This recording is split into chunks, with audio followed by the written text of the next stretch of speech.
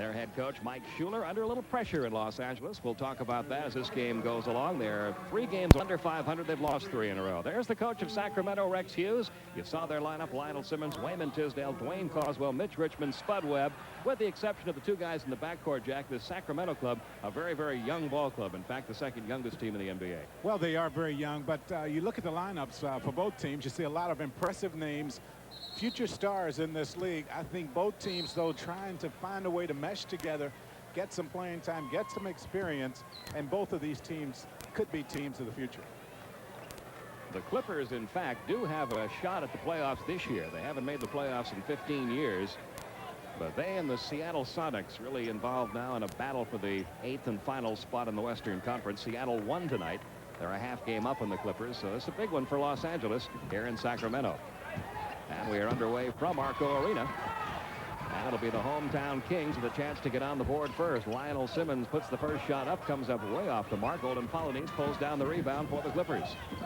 Danny Manning will arch the first shot of the night for L.A. It's short. L.A. has not been shooting the ball well in recent games. Here comes Spud Webb. Mitch Richmond trying to get his shooting touch going. He has been cold. Yeah, he has been struggling the last 2 or 3 ball games, but you see very quickly here the way the Sacramento Kings want to play. Fast break, early offense basketball. They want to put up as many numbers on the board as possible. Under Rex Hughes, a little bit quicker, more upbeat tempo than they played under Dick Motta. Yeah, Rex feels that this team is much better when they run, and the shooting percentage shows it.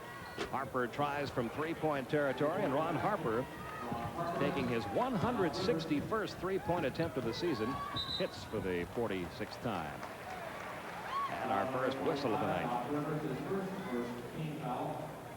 Well, you'll see Richmond right here. Now, the early offense is what's going to be key in this game for Sacramento. Rex Hughes wants this team to run more. He wants them to get in the early offense, and that is very much in contrast to the way Dick Motta ran this team. Interesting matchup in the backcourt. A couple of former teammates. Doc Rivers guarding Spud Webb. They used to share the point guard spot with the Atlanta Hawks. Down to 8 seconds left in the shot clock. Still plenty of time for that man, Wayman Tisdale. He gives you that low post game about as good as anybody in this league. Well, he shoots that left-hand jump shot, and it usually takes a player a little while to get used to playing him towards the left instead of coming back to his right. Kings up by 1. Charles Smith from the top of the circle wouldn't go. Manning's tip wouldn't either. Trying to save it in bounds. Dwayne Coswell, but he was out of bounds. And there's the interim coach of the Sacramento Kings, Rex Hughes. He was Dick Motta's assistant. Dick Motta made that statement that one day that when the season is over, I'm going to retire. He was off by about a half a season. He was retired the next day, forced to retire the next day by the Kings. Well, Rex really looks forward to his opportunity here to try to make this team a winning ball club. He understands that he's very limited as to the time he has to do it. He wants to get the most out of him as he can. Spud Webb saves it inbounds to Mitch Richmond after the miss by Charles Smith. And Webb operates against Doc Rivers. Over it comes to Lionel Simmons working against Danny Manning. That's a good matchup tonight. We've got some good matchups in this game tonight. Simmons again takes it right around Manning and in for 2. Well, what makes that a tough matchup is Manning's size and his long arms. And Danny Manning answers on the other end. Manning averaging close to 18 points a game, has his first 2 of the game. And it's a Sacramento 1-point lead. 73% from the field is Danny Manning over the last 3 ball games. Early offense. All the way across to Mitch Richmond. Got away from Harper into the paint. Back outside to Webb. He's going to try one from out 3-point line. He nails it. He's only hit 29% from out there, but he launches one early in the game and hits it. And that gives Sacramento a 4-point lead with 9.5 to go in the first. Doc Rivers coming off that hamstring. Rebound Clippers. Yeah, Doc missed his last 4 ball games with that hamstring and was not supposed to play tonight. He wants to try to get back in the flow of things. He is so important to the success of this team. Yeah, you talk to the Clippers coaches, they will tell you that Rivers really sets the tone for the way this team plays. Mitch Richmond way off the mark with that one. Richmond, by the way, playing with a little tendonitis in that left knee. It's bundled up. The turnover gives it right back to Sacramento. The L train. Lionel Simmons has 4 in this first quarter, and it's a 4-point lead for the Sacramento Kings. Well, why it's so important for Sacramento to get in the early offense, because as a team, they're not shooting all that well. Now up to about 46%, which is not all that bad, but still they struggle in the half-court offense. In order for them to be as successful as Rex Hughes wants them to be, he feels that early offense, just as you saw on that play, is going to be very important the rest of this season. Simmons completes the 3-point play. He has 5 in this first quarter, and it's a 5-point lead. And when you have a guy like Spud Webb, the quickest point guard in the league, I think, you have to give him an opportunity to get the ball out and create off the dribble. Near steal by Richmond. Smith's going to force the shot there. There were 3 Sacramento Kings around him. And the turnover gives it right back to Sacramento. Kings up 12-7.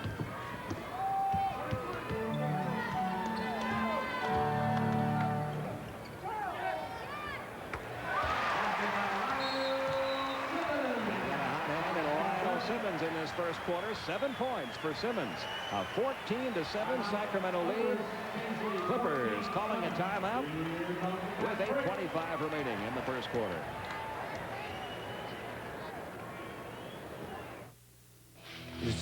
And 36 liters of air are considered faulty. A condom. Just when we thought it couldn't get any weirder, it did.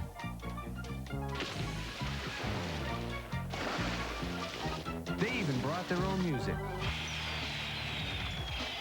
Awesome! Hey, fellas, how about a cold bud? A bud? Obviously, we thought alike. Oh, that's cold.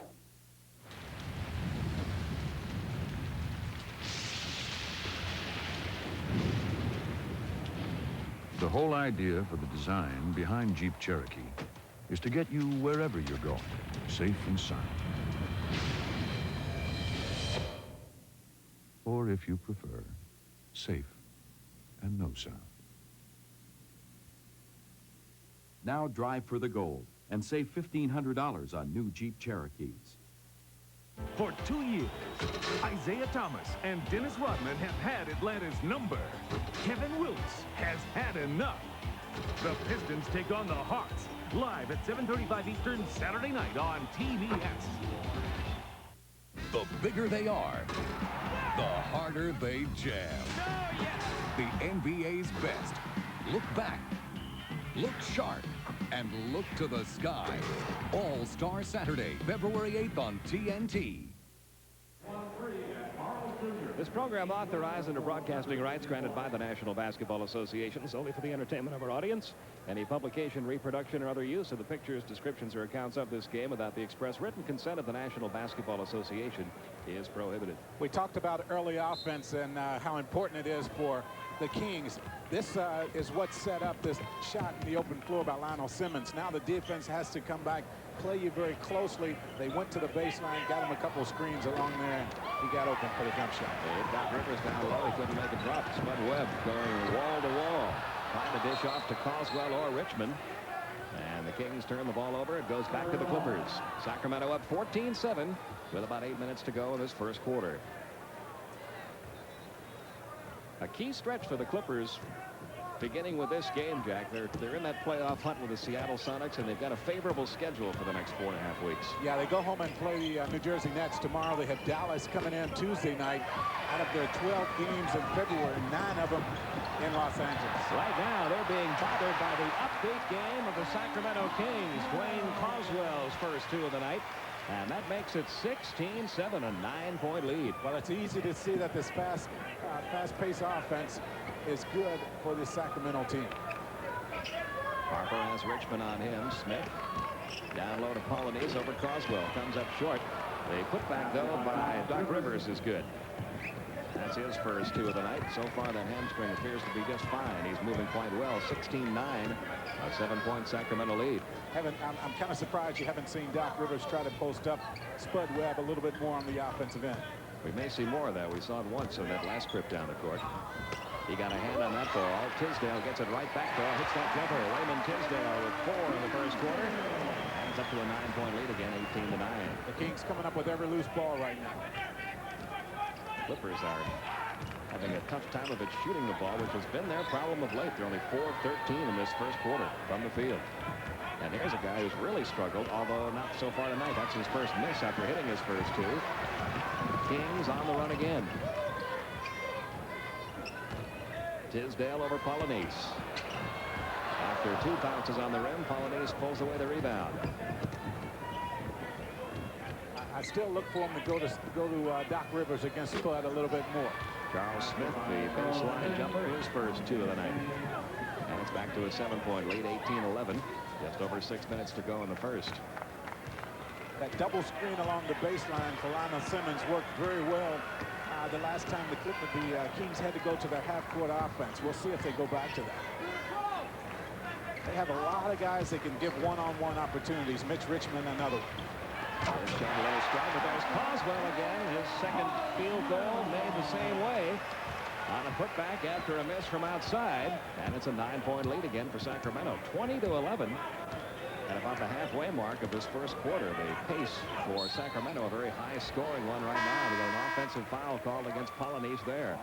Well, you won't see Dwayne Coswell called a play called for him the entire night. The way he gets his points is off the offensive boards. Polynice is going to have to do a much better job putting a body on him, keeping him off those boards. 20-11, a 9-point lead for Sacramento with a lot of time to go yet in this first quarter. Kings shooting the ball very well. They're 9 of 14 from the field in this first quarter. Making 9 of 15. The miss by Tisdale. Rebound Clippers. Good ball movement though by the Kings last couple of times down. Checking into the lineup, giving Rivers a breather. Rivers is going to only be able to play about 23 to 25 minutes tonight because of that hamstring. They don't want to give it too much of a run this first game out after missing 4. Smith draws the double team, still able to hit the jumper. Big time shot. That's pretty good defense that time by William Tisdale. 4 for Charles Smith, but the Clippers still down by 7. Just under 5 to go in the first. Lionel Simmons off to Mitch Richmond. Richmond a little bit unhappy with his being left off the All-Star team again. Spud Webb got free from Danny Young. The jumper wouldn't go. There's Simmons, the offensive board, the putback.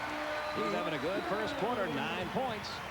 He's had a good month of January. I tell you what, he's had 6 out of the last 9 games double-double, so he's doing it on both ends of the floor. Danny Manning's been quiet in this first quarter for the Clippers. Spud Webb comes up with a loose ball, a 3-on-2 break. Tisdale, he has 6 in the first, and Sacramento just destroying the Clippers in this first quarter, up by 11 with 4:23 to go, and the Clippers are going to call a 20-second timeout here with 4:23 remaining. Well, I tell you what, the Clippers have had a whole so unusual this time of the year, and it looks like they are just a step behind on everything, especially on the defensive end of the floor. That's a good point. So many times during the season, every team will get a stretch of 3 or 4 days in a row that they have off. And you would think at this stage of the season, when you've played about 40 games or more, that would be a benefit. I don't think it helps a team to be off for that long. It does not help at all. The one thing that guys want at this time of the year is more practice time. You get in the habit of playing the games. Now you have to go back and you have a week of practice, and it just blows your mind out to have to think about it. It can help you if you have an injury. It obviously helped in Doc Rivers' case, getting him back healthy for tonight's game. But it does make you a little stale at times, especially at the outset of a ball game. Well, you can tell right now. They're a little bit off. Yeah, that's a good case of it right there. Harper saw Smith going towards the basket. The bounce pass was just not there, and the timing seems to be off here early for the Clippers. For the Kings, this is their 3rd game this week, and they're very sharp here in this first quarter. It's just such a difference playing in games and playing against each other in practice. You just don't have the same mental preparation. Richmond draws the double team. Danny Manning got a hand on that ball, but Richmond gets it right back. Only 5 seconds left in the shot clock. He'll take the shot immediately. No good. Polynice the rebound for the Clippers. A lot of people feel the reason why Mitch Richmond didn't make the All-Star team was the fact that he has been in a shooting slump here for the month of January. Charles Smith with 6 in this first quarter. It's a 9-point Kings lead. 3.5 minutes to go. Tisdale from his favorite spot. Couldn't get that one to fall. He's missed the last couple of tries. And here's Danny Young bringing the ball down for the Clippers. This is a good pickup for L.A. Gives them good backup, good depth at the guard position. Well, he started 4 of the 7 games he has been with this team. Polynice with the travel on that play. Once again, an indication after this week off. Pete Van Weer and Jack Gibbons with you from Sacramento, where it's been all Kings in this first quarter, 24-15. We told you they played tough here at home. They've won 10 of their 13 games this year at home. Above 500 record when they play in front of the home folks, 10-9. Their only meeting with the Clippers this year was a victory on the opening night of the season. They won that game by 4, 94-90. And the Kings are going to call a timeout now with 2:56 to go in quarter number 1. And Sacramento right now enjoying a 9-point lead over the LA Clippers. There are 6 people in our house, including my mother-in-law, so this new Eagle Summit wagon is perfect for vacation. West, they say, eat oysters, love longer.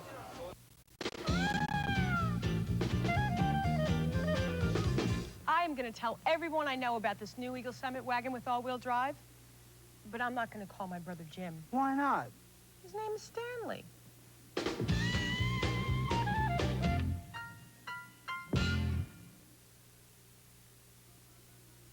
1983 to 88, Jim Weiner, director of the county's Health and Human Services Department, cuts welfare rolls by 7,500 people before leaving. 1992, able-bodied people are again living on handouts. Government should care for children, the elderly, and people with disabilities. But those who can work must be responsible. Take job training, take a job, or not take a welfare check. I cleaned up welfare once. I'll do it again. Paid for by friends of Jim Weiner. Better. Better. What could be better than a Best Buy price? A better Best Buy price. Better. So this Friday and Saturday, Best Buy is putting everything on sale. And we brought in Bob to make every Best Buy better. But if you want a better Best Buy price, better get to Best Buy while everything is on sale. Because after Saturday, Bob will be marking our better Best Buy prices back. Better. Better. Better. Well, one of the big weekends in all of professional sports is fast approaching. All-Star Friday night, 10 o'clock Eastern time here on TNT. The NBA Stay in School special on Saturday at noon. And NBA All-Star Saturday with all of those events taking place beginning 7 p.m. Eastern time on Saturday night. All coming up next weekend on TNT. Well, you see what has happened since the coaching change. Hughes has been here for 18 games. You see the scoring differential from when this team was under Mata, and they're shooting the ball much better. Of course, they're getting closer shots to the basket because of the fast break offense. Mitch Richmond couldn't get that one to fall. And the rebound pulled away by Polynice. Clippers down by 9 with 2:44 to go in the first. The Clippers have done a much better job of cutting off the fast break opportunities by this team. Spud Webb with the block from behind. They'll have 14 seconds left on the shot clock when play resumes here. Danny Young will inbound it.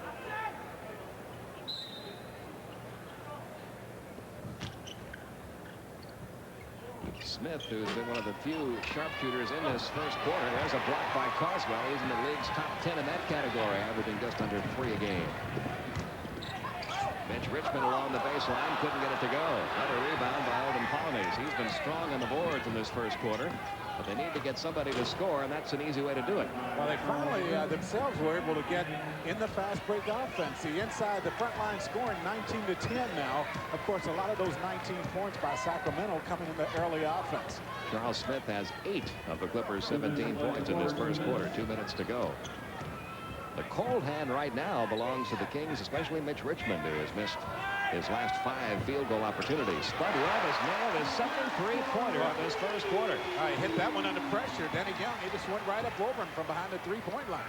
That's a 10-point lead now for the Sacramento Kings. That's going to be a tough matchup right there for Anthony Bonner. He's matched up now against Charles Smith, and you know the Clippers will try to get Smith the ball as much as possible in that matchup.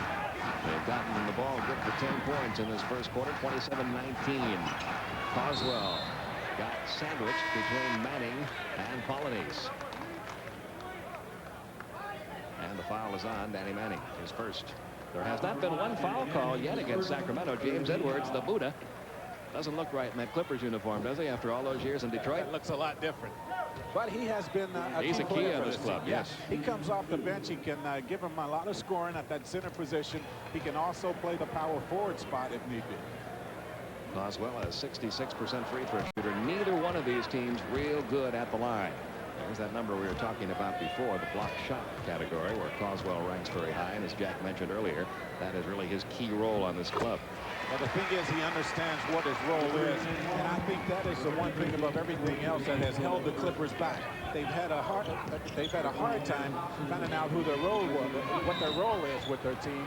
While the Sacramento team, you have guys that have accepted the role like Caldwell and understands that he has to block shots, play defense, and get his offense off the boards because he won't be involved in the play in the initial flow of the offense. And his effort to play defense there results in the first whistle against the Kings tonight. Danny Manning at the line. Only 2 points in his first quarter for Manning. He's only 68% from the line this year, but he's having a good month in January, as you can see, averaging close to 18 points a game for the season. He gets 1 of 2. He has 3 in this first quarter, and it's an 8-point Kings lead. Well, you try to look for reasons why teams lose close ball games or lose in general, and if you don't do the little things like make your free throws, neither one of these teams break from the free throw line, you're going to lose a lot of close ball games. Hobson has checked into the Kings lineup. That first effort by him wouldn't go. He tried for the steal there from Ron Harper. Now Webb picks Harper up along the baseline. Back out to Edwards. Well, they'll get Harper the ball against Spud Webb, I presume. Well, the opportunity was there to do that, but they didn't get the ball to him. Did not take advantage of it. They're down to 5 seconds left now on the shot clock. Danny Manning could not handle the pass from Ken Norman. Well, a lot of second guessing right now by the Clippers on They look offense. very indecisive, don't they? Spud Webb got a hand on that one. Yeah, they just don't look real comfortable in what they're doing right now. There seemed to be a lot of confusion when the Clippers have the ball on the offensive end. They didn't practice a whole lot this week, although they did have a week off. Not a lot of practice time. Shula felt they needed some time off. We've got a little over 33 seconds to go in the first quarter. The ball belongs to the Clippers. That little conversation, an interesting one on the far side. They were talking about the level of the music being played here at Arco Arena. A little bit too loud for the officials' liking. Manning had his shot stuffed there. What a defensive play. Lionel Simmons. He was having himself a good first quarter on both ends of the court. 9 points and a couple of great defensive efforts as well. And now the Kings can play for the final shot of this first quarter, up by 8. Webb working against Young. And he's tripped up by Danny Young. Will be called for his first. Young, who was let go by Portland, signed by the Clippers. He came over at a key time because Doc Rivers was injured when they picked him up. He immediately had to come in and start for this team. He started 4 of the 8 games, including tonight, that he has played. He hasn't scored many points. Of course, he won't give you that, but he will give you a guy that can play defense, and he does a good job of running the team. We've watched Spud Webb since he first came into the league with the Atlanta Hawks, and we can tell you one thing. He has really improved his outside game. He didn't have really an outside shot to speak of at all when he first came out of North Carolina State. He was taking advantage of his speed, but he has really improved that facet of his game. And that takes care of quarter number 1. The Sacramento Kings playing before the home folks are doing it to the LA Clippers. It's 29-20, Kings by 9 after 1.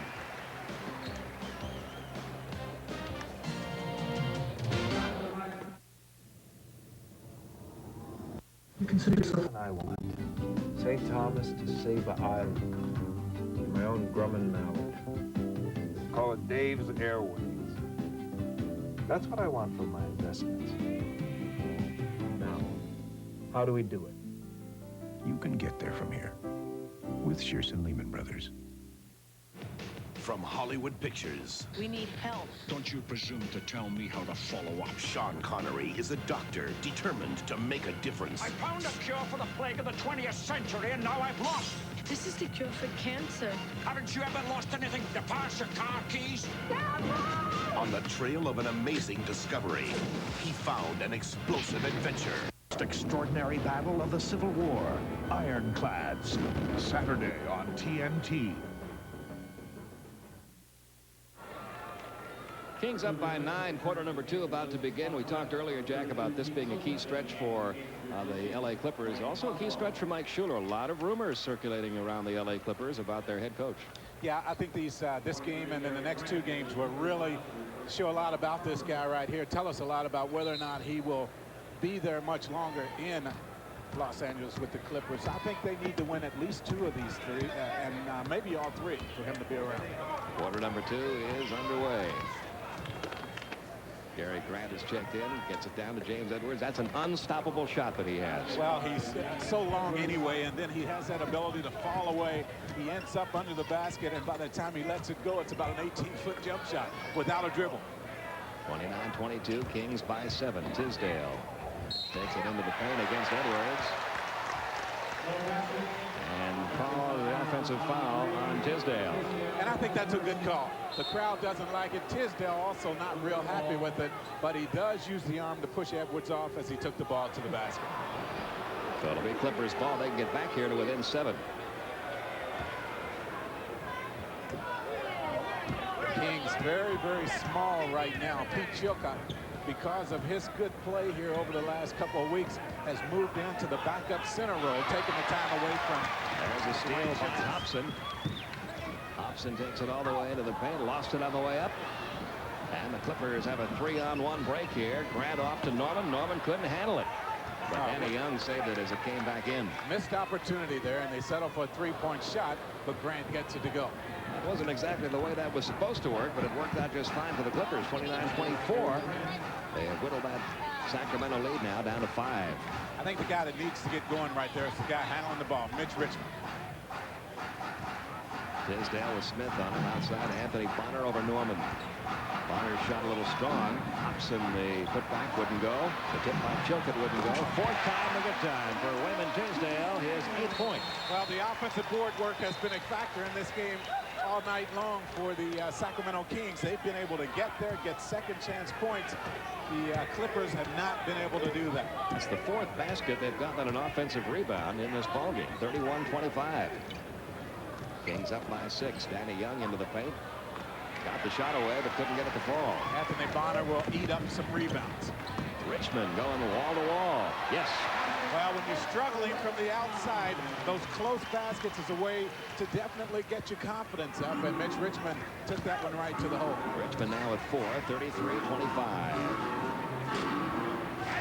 Richmond pulls away the rebound after the miss by Norman.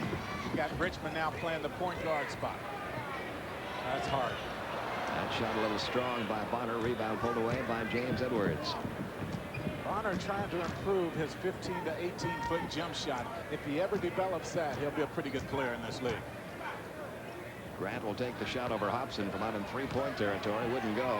Ball out of bounds. Who does it belong to? They say it is still Clippers ball. I just don't like right now what I see from the Clippers offensively. They are relying totally on the outside jump shots. Nothing coming right now easy for the Clippers. Dwayne Shinsis in to replace Pete Chilcott. Shinsis hasn't got a lot of playing time lately. Got a hand on that ball. Still belongs to the Clippers. James Edwards thought he got fouled there. You're looking at Dwayne Shinsis right there. They still hold a lot of promise in this guy. Oh, yeah. He's young. He's still developing. They just feel they have to get more as a backup center from him. Rebounding, points-wise, they just need more. They're going to try him on James Edwards. See if he's able to stop that shot. He can't. In fact, John Hammond, assistant coach for the Clippers, say the most effective player he has seen ever against Edwards, and about the only player he has seen who can effectively defend that shot, is Patrick Ewing. Well, there's been a lot better players than Shinsis. They're still trying to figure out a way to keep him from making that shot. Clippers are back to within 6, closing in on the 9-minute mark in quarter number 2. Hobson coming off his best game as a Clipper. Offensive foul, I thought. Did he beat the clock? No. The 24 seconds had expired. And the turnover gives it back to the Clippers. Hobson had 23 points against the Utah Jazz the last time out for these Clippers. Got a lot of playing time in that game, and that's the kind of offensive production obviously they'd like to have from him as a number 2 guard coming off the bench. L.A. trying to get back to within 4 here. Grant looking into Edwards. And Doc Rivers may be done for the night. In the background, you see him heading back toward the locker room. That hamstring may have acted up again on Doc Rivers, and that was one of the fears that the Clippers had about that's a tough injury. Once you get that injury, it's so easy to re-injure it. Well, the real problem with that injury and with Doc just trying to come back is once you sit on that bench, especially in a building that's kind of cool, it's going to tighten up. He might be going back and they're going to stretch him out to make sure he's ready to start the second half. But still a lot of time here. He thought he would get to play a few more minutes. It'll still be LA's ball. 12 seconds left on the shot clock. 33-27. Kings up by 6. But LA playing much better in the second quarter, and one reason why, that guy, James Edwards, who has hit 3 of those in this quarter. And it's now a 4-point lead for the Kings. Tough shot, tough shot. And way off the mark. Richmond glaring at the officials as he goes back on defense. He thought he got fouled. Grant going coast to coast. Gary Grant's now got 5 points in this quarter. And now the Sacramento Kings are going to have to call a timeout with 8:04 to go in quarter number 2. And their lead is just a 2-point lead now. 33-31 Kings.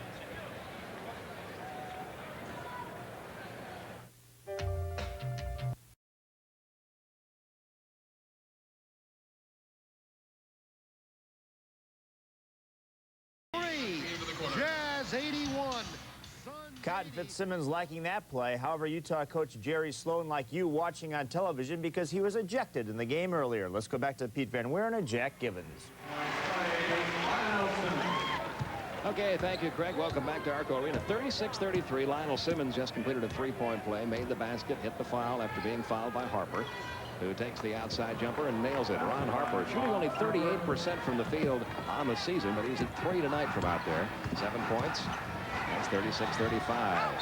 Richmond got hammered on the way up, and he earns a trip to the free throw line. I think Harper is at his best, though, when he spots up, comes off the screen, spots up as he did that time, and shoots the shot. So many times he feels he has to put the ball on the floor and try to create something. He's a good standing jump shooter. At the conclusion of tonight's game, Jack Givens and I will be selecting the Budweiser player of the game. And Mitch Richmond at the free throw line misses his first effort. Yeah, so much of this game is confidence, and right now... And you can tell he's not playing with much. He's just not sure of himself offensively, and this is a guy that averages up above 22 points a game. So until he gets his mental attitude back to where it was, he's going to continue to struggle on the offensive end of the floor. Next time the Kings have the ball, we'll give you an idea just how deep the shooting slump has been for Mitch Richmond. This is Gary Grant from outside. They're beginning to nail some of those outside shots now. Grant has 7. And we are tied at 37. Mitch Richmond shooting 46% from the field for the season. But in his last 15 games, shooting only 39%. So he was up about 50% before this month of January came along. Well, he's got to get him going. Yeah, he's got to get shots like that. I mean, the shots are not going from the outside, so he has to get closer to the basket, either in the early offense or by creating as he did that time. He does a real good job here drawing the defense out with the little pump fake right here, then puts it on the floor, goes right by Harper, draws the foul, good concentration, and gets that one to go. James Edwards called for his first.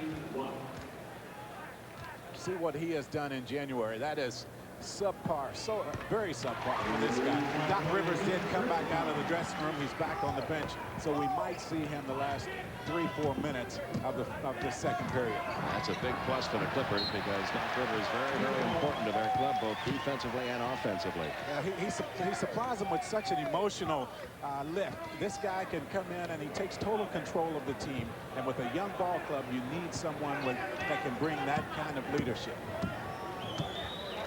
40-37, Sacramento up by 3, closing in on the midway mark in quarter number 2. Tisdale draws the double team, gets it back to Richmond. He'll go through the paint, off the glass for 2 more. He's starting to do that more and more now, Jack. Yeah, I think that is important, and he feels he can put the ball on the floor against Ron Harper. He's been able to get to the basket two times in a row. The lead back to 5. Harper hitting another one. He now has 9 in this first half. Back to a 3-point game. Another example of what I'm talking about with Harper right there. Came off the screen and just shot the jump shot. Simmons stumbling. Boswell works on Edwards. That wouldn't go, and we get a whistle and a foul call against the Clippers. James Edwards not real happy with that. Well, I think what Edwards did, he got Coswell in the lower back before he took the shot, and he had to call that one. And at the line will be Dwayne Coswell, and here does come Doc Rivers back into the lineup. As you look at some other scores from tonight's NBA action, a couple games in overtime tonight. We almost had one in the first half of our doubleheader in Milwaukee. What a comeback by the Celtics. I mean, I thought that game was over a long time ago, but they had an opportunity to tie the ball game. Coswell now 1 for 3 from the line. Dwayne Coswell, second year out of Temple. 7 points, 7 rebounds a game. Just under 3 blocked shots a game. Well, I like his improvement on both ends of the floor, but especially on the offensive end. He first came in the league. They would run the ball as far away from him as possible, but now, as they did that time, they will give him an opportunity to post up. Well, now the Clippers a chance to get right back in it, down by 3. Edwards threw an elbow to Coswell, no whistle. Spud Webb with the steal and the basket. The quickness right there is amazing when you talk about Spud Webb. 44-39, Kings up by 5 with about 5 minutes to go in this first half. Now, I don't know how many steps Spud Webb took when he picked that ball off before he put the ball down on the floor. He took 3 steps for every one that James Edwards took. Yeah, well, he covered a lot of space before that first dribble went down. Well, they had a big mismatch there with Smith on Webb. Got the ball over to Norman. Norman just did beat the buzzer. He has 4, and it's 44-41. Rivers on Webb. From the top of the circle, Simmons' jumper comes up short. Rebound comes up deep. They get it right back to Lionel Simmons. Off the glass for 2 more. Well, you just can't keep giving up the second chance opportunities. It seems the Kings are scoring every time they've gotten an offensive rebound. It's the 11th layup made in this first half by the Kings. 46-41. A lot of those layups came early in the quick offense. Norman trying to answer on the other end. He thought he got fouled. No whistle, though. Ball comes back to Sacramento. Over it comes Lionel Simmons. Jumper over Smith. No. Rebound Harper. 4 minutes to go first half. 46-41. Sacramento up by 5. Harper going wall to wall. Runs into Richmond. Richmond's going to be called for the foul. And that'll be his first. Well, it's great anticipation on this play by Spud Webb. Look how far he comes. And you saw right there, that's why I said I don't know how many steps he took before he put the dribble down. He is so quick doing the open floor. No chance. You're looking to pass the ball to Charles Smith. You may not see Spud sneaking in there. It's about a foot difference in size. Norman shot, no. Richmond the rebound. Clippers beginning to cool off now after coming back. And Sacramento beginning to pull away again. If Richmond gets that shot going, look out. He now has 10 points in the quarter, 12 in the game. The lead up to 7. And the Clippers take a timeout. Well, he made a couple quick layups. Now he has the confidence to pull up and shoot the jumper.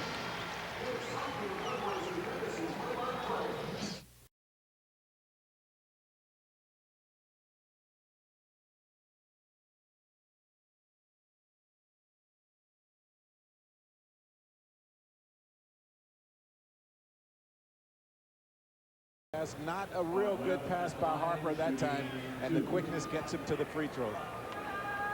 You can see the numbers up.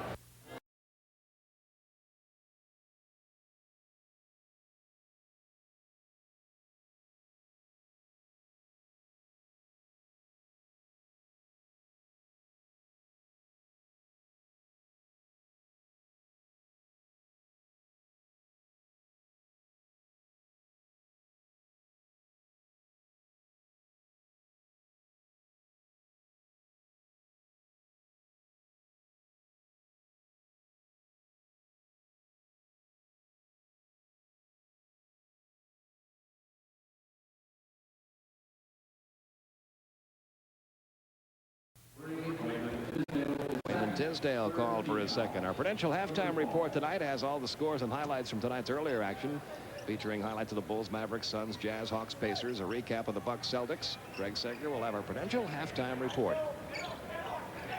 Kenny Norman seems to be filling it offensively, although he settles for a shot. He probably could have gotten a better one, but one of the few times the Clippers have been able to get to the offensive boards. And it pays off at 2 points for Ron Harper, who now has 11 points in the first half. Kings up now by 7. Tisdale, that low post game he loves so much, came up short, got his own rebound, puts it back up and in. Great second effort, and just as I talk about the offensive rebounds, the Kings once again able to cash in right there. That is 6 baskets scored after offensive rebounds in this first half by the Kings. Holden Polynice getting his first 2 of the night. But it's still a 7-point Kings lead. And Spud Webb walks the ball down for the Kings this time, picked up by Rivers as he gets to the top of the 3-point circle. Don't see him do that very often.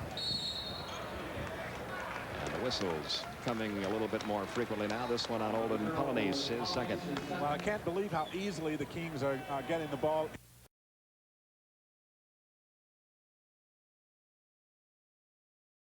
Passes in, gives Tisdale, Simmons, Caldwell straight pass to the basket.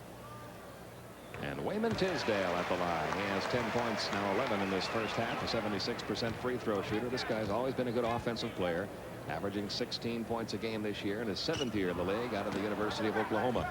Holden Polynice the rebound. Doc Rivers will bring it down for the Clippers.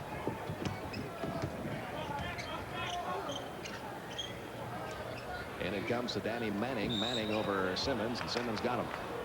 Simmons is forcing Manning to change up a lot of his shots down there. Manning, though, with those long arms and the fact that he is so creative offensively down on the low block, still is able to get to the free throw line on this play. Manning with only 3 points so far in this first half. He's 1 for 2 from the free throw line. You can see the Clippers have not made many trips here tonight. Well, the Clippers have relied heavily on their outside shooting. They haven't taken the ball to the basket very aggressively. Whereas the Kings have. Yeah. Whereas the Kings have been able to do that, and you might see the Clippers try to do that more. Manning makes them both. He has 5 now in the first half, 53-47, with 2 minutes to go in the first half.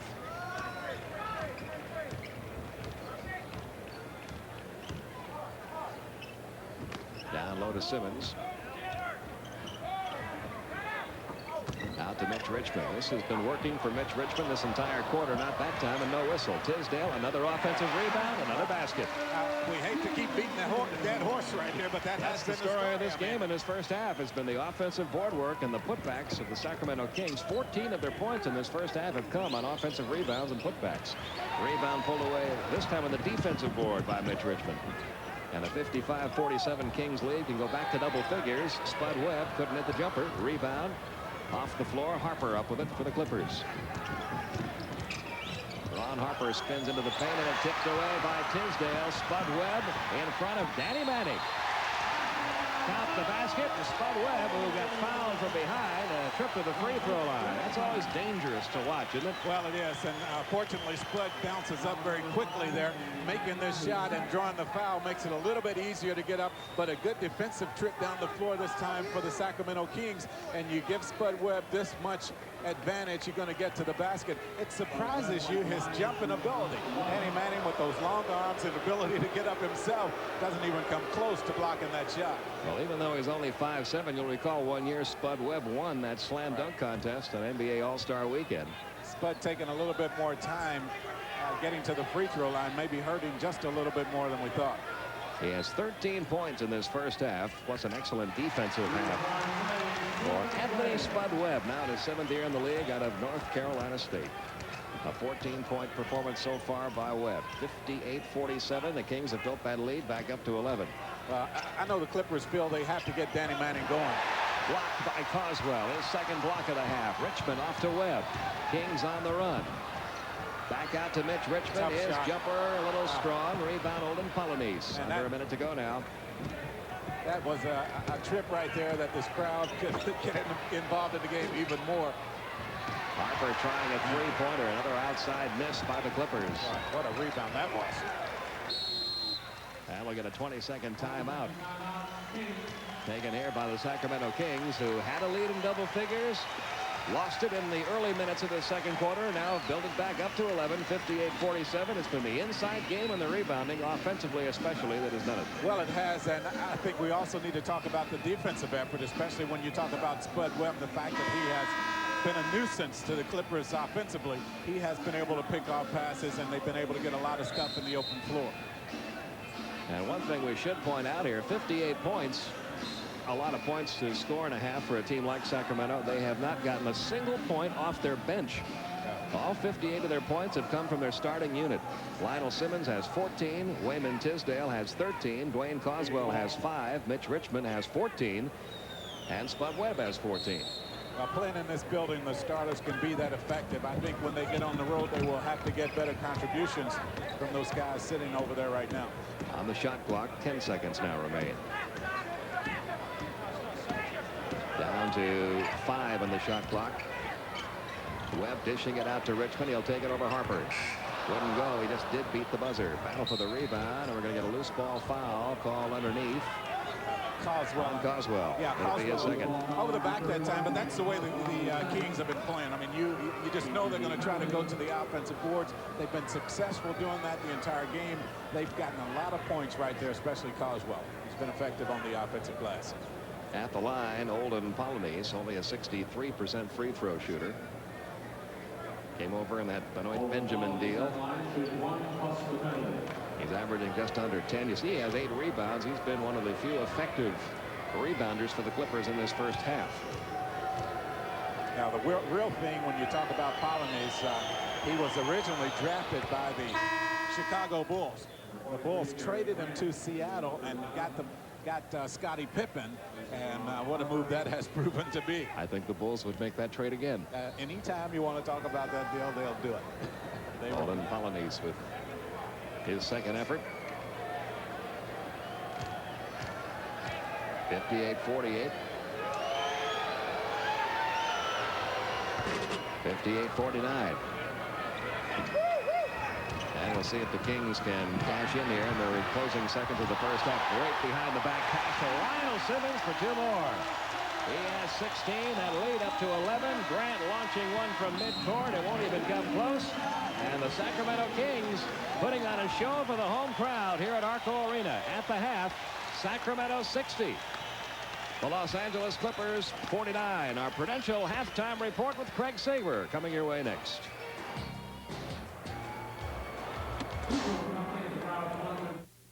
Tonight's game is... It's halftime at the Arco Arena where the Sacramento Kings lead the LA Clippers by 11. Hello again, I'm Craig Sager. Although in different divisions, a strong rivalry exists between Phoenix and Utah. The Suns eliminated the Jazz 2 years ago in the playoffs. Utah returned the favor last season. Utah leads the Midwest Division by 2 games going into tonight. 2 games up on San Antonio. Kevin Johnson for Phoenix with a great pass to Mark West for the layup. Phoenix takes the lead. Meanwhile, Blue Edwards gets the steal. Goes uncontested for the layup. But then Tom Chambers grabs Karl Malone. Jerry Sloan thinks that Chambers should be called for a flagrant foul. Instead, Jerry Sloan gets ejected for complaining. And Jeff Malone with a great shot from the baseline. It's a close one, 95-94, that game in the 4th quarter. Chicago and Dallas. Former Dallas Cowboys coach Tom Landry on the sidelines without that customary top hat. Way for a change. Just feel me. Look. Isolino with a great pass to Terry Davis. Dallas stays close until Scottie Pippen finds Michael Jordan. And then Michael Jordan loses the dribble. You don't see that often, but hey, he comes up with it. Another great layup. And Chicago defeats Dallas 107-92, snapping the Chicago Bulls' 2-game losing streak. The Hawks and Pacers. The Pacers with a big lead by 15 at halftime, 6 for 6 from three-point range. This one by Reggie Miller. But the Hawks came back in the second half. Kevin Willis hit a pair of three-pointers, sent the game in overtime. But in the OT, Indianapolis, the Pacers outscoring the Hawks 16-7. Indiana wins it easily, 115-106. Knicks were taking on the Washington Bullets. Pat Riley and his Knicks have now won 5 in a row. Mark Jackson and Anthony Mason, the missed shot. But it goes to Gerald Wilkins for the jumper. And New York hands Washington its 8th consecutive loss. So Boston needing a win in Milwaukee tonight to stay within a half game of the Knicks. It was the first half of our doubleheader. And it was youth in the stands, age on the court. Moses Malone drives in over Joe Klein, misses the shot. But watch Alvin Robertson out of nowhere and jams it in. Then Jeff Grayer with a steal. Over to Moses Malone for the dunk. Sherman Douglas, the new addition for the Celtics, fights his way between two defenders. Gets it to Joe Klein. He puts in 2. And Jay Humphries to Dale Ellis to Moses Malone, the veteran. 25 points, 11 rebounds. Milwaukee snaps a 5-game losing streak. And after the game, Hubie Brown talked to Jay Humphries. All the games that we've lost in this stretch, we've been up 10 or whatever, and coming down in the fourth quarter, we end up finding a way to lose. And that's what's so frustrating, because in the past, all the Milwaukee Bucks teams knew how to win when it came down to the stretch of the game. Our next telecast Wednesday night, Hakeem Olajuwon against Robert Parrish. It is Houston's only appearance in Boston Garden. A busy week with All-Star Friday night and the Stay in School Jam Saturday afternoon here on TNT. Then it's All-Star Saturday night, the Schick Legends Classic, the American Airlines ITT Shirt and Shootout, and the Gatorade Slam Dunk Championship. And right around the corner, the Winter Olympics from Albertville. We'll have weekday coverage in the afternoons right here on TNT.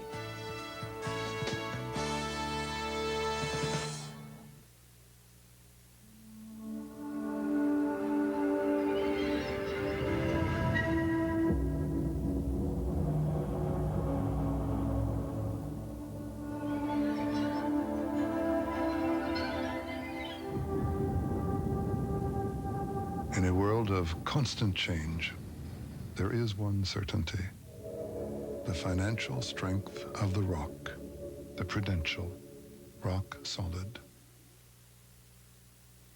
For the battery that performs 3 times better than industry standards, you've got to get to Sears. Out here, if you don't have a diehard, you don't have a prayer. Sears diehard, more power when you need it most. Who's gonna back it better than Sears? Alka-Seltzer's Laws of Indigestion, law number 12.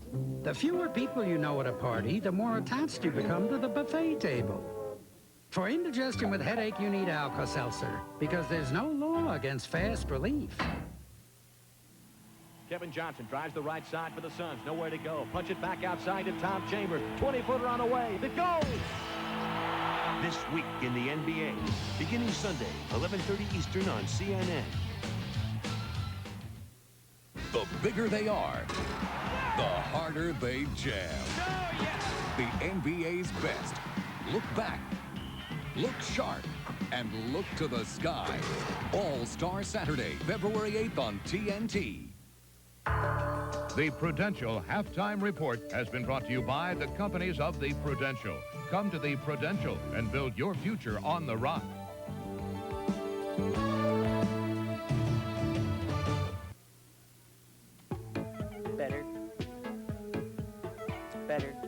What could be better than a Best Buy price? A better Best Buy price. So this Friday and Saturday, Best Buy is putting everything on sale. And we brought in Bob to make every Best Buy better. But if you want a better Best Buy price, better get to Best Buy while everything is on sale. Because after Saturday, Bob will be marking our better Best Buy prices back. Better. Better. Better. When you're shopping for the best buys in carpet and area rugs, look no further than the Carpet Mill Store, Milwaukee's carpet department store. We offer not only the best inventory of first quality carpets, but also remnants, short rolls, and irregular mill trials, all at huge discounts and in the colors and styles you like. What's more, we offer 24-hour installation, along with standard and custom-made area rugs. So for the best in name brand merchandise at discounted prices, it's the Carpet Mill Store, 14th and Lincoln, Milwaukee's carpet department store. Time for one more highlight before we go back to Sacramento. Look at the Miami-Detroit game. We mentioned Dennis Rodman, another great game on the boards with 24 rebounds. Bimbo Coles right here, driving through 4 players, puts it up over Bill Lambier. Miami stayed close in the early going. But then in the second half, Isaiah Thomas takes it to Bimbo Coles. A 3-point play, gets the basket and the free throw. Timing out third quarter, John Sally to Orlando Woolridge. That was late in the third quarter. Then Isaiah Thomas, nice move. Right past Glenn Rice. 27 points for Isaiah. And Detroit with a victory, 109-98. Elsewhere, that game we were talking about earlier, Phoenix, Utah, all tied up now in the fourth quarter. We'll update that one in a few minutes for you. Elsewhere, it is New Jersey staying close to Portland, but Portland with a 4-point lead. And here's one. Denver and Golden State all tied 60 apiece. That is at the half. Now let's go back to Pete Van Wieren and Jack Givens. Sacramento leading the LA Clippers by 11. Okay, thank you, Craig Sager. You know, Jack, the one thing that really surprised me in this first half, Sacramento, a team that gets really hammered on the boards most night. They get out-rebounded about 7 rebounds per game, but they have really won the inside battle tonight in the first half. Well, and they've done a lot of that on the offensive end of the floor. They've been able to knock the ball around until they've gotten the points. You see the bench scoring, none for Sacramento. That's somewhat surprising, especially when you consider they do have the lead. But the second chance points have been a key. Only 6 free throws taken by the Clippers. They're doing most of the damage from the outside, relying on the jump shot. Sacramento, with their penetration, has been able to get to the boards, and the Kings with only 5 turnovers. Here's what the Clippers have to do more of in the second half if they want to win this one. Well, we haven't seen much of this. Fast break opportunities. Early offense that time leads to a basket by Charles Smith. He hasn't had the ball as much as I thought he would have it. Simmons, so, has been the guy for Sacramento. You see him right here. He draws the foul, gets the bucket to go, and he goes to the free throw line. Here completes the three-point play, and then Spud Webb. You can't really talk about the Sacramento Kings here in this first half without having him on a highlight. He's been everywhere, comes up with the steal, and then he does it in the open floor, gets the ball to Simmons for another of his many inside points. Here are your scoring leaders for the Clippers. It's Ron Harper with 11 and Charles Smith with 10, the only men in double figures. As we mentioned, the only scorers for Sacramento have been the starters, and it's been a very balanced attack. Lionel Simmons with 16, Spud Webb 14, Wayman Tisdale has 13. Right behind him, Mitch Richmond with 12. And Dwayne Coswell has the other 5 points. Only the starters have scored. The Kings leading it 60-49. At halftime here at Arco Arena, introduced to the crowd the USA boxing team and the Bulgarian boxing team. They'll be meeting here at Arco Arena tomorrow. You'll be able to watch the matchup between Team USA and Bulgaria. Boxing featuring current world champion Eric Griffin tomorrow on TBS following Hawks basketball. When the Hawks have to find a way to keep going without Dominic. What an injury. And devastating blow to the team. Oh, it really was. The Hawks have been playing so well, doing a good job this season. Now they have to find a way to come up with about 30 points a game. The Hawks losing tonight. The Clippers are down by 11. They will have the ball as quarter number 3 gets underway. It's Polynice, Rivers, Harper, Smith, and Danny Manning on the court for the Clippers as quarter number 3 gets underway. I look for them to try to get the ball inside. They start out going right there. They have to get some easy baskets, and they have to find a way to get to the free throw line. Shooting the jump shot will not be the way to do that. Kings by 9. They've got Spud Webb, Mitch Richmond, Wayman Tisdale, Dwayne Coswell, and Lionel Simmons out on the court. And Coswell inside, couldn't get it to fall. Harper pulls away the rebound. It's interesting, the first play out, the Kings go right to Coswell. And you can see the Clippers must have gotten a talking to from Mike Schuler at halftime about attacking the basket a little bit more. Something they didn't do much of in the first half, and the Kings are going to call a quick timeout here. They want this to be a 20-second timeout, as Rex Hughes wants to get the word across to his men that there's a little bit of a change in the tactics on offense of the Clippers here in the second half. Well, it's interesting. The first 2 baskets for the Clippers have come inside.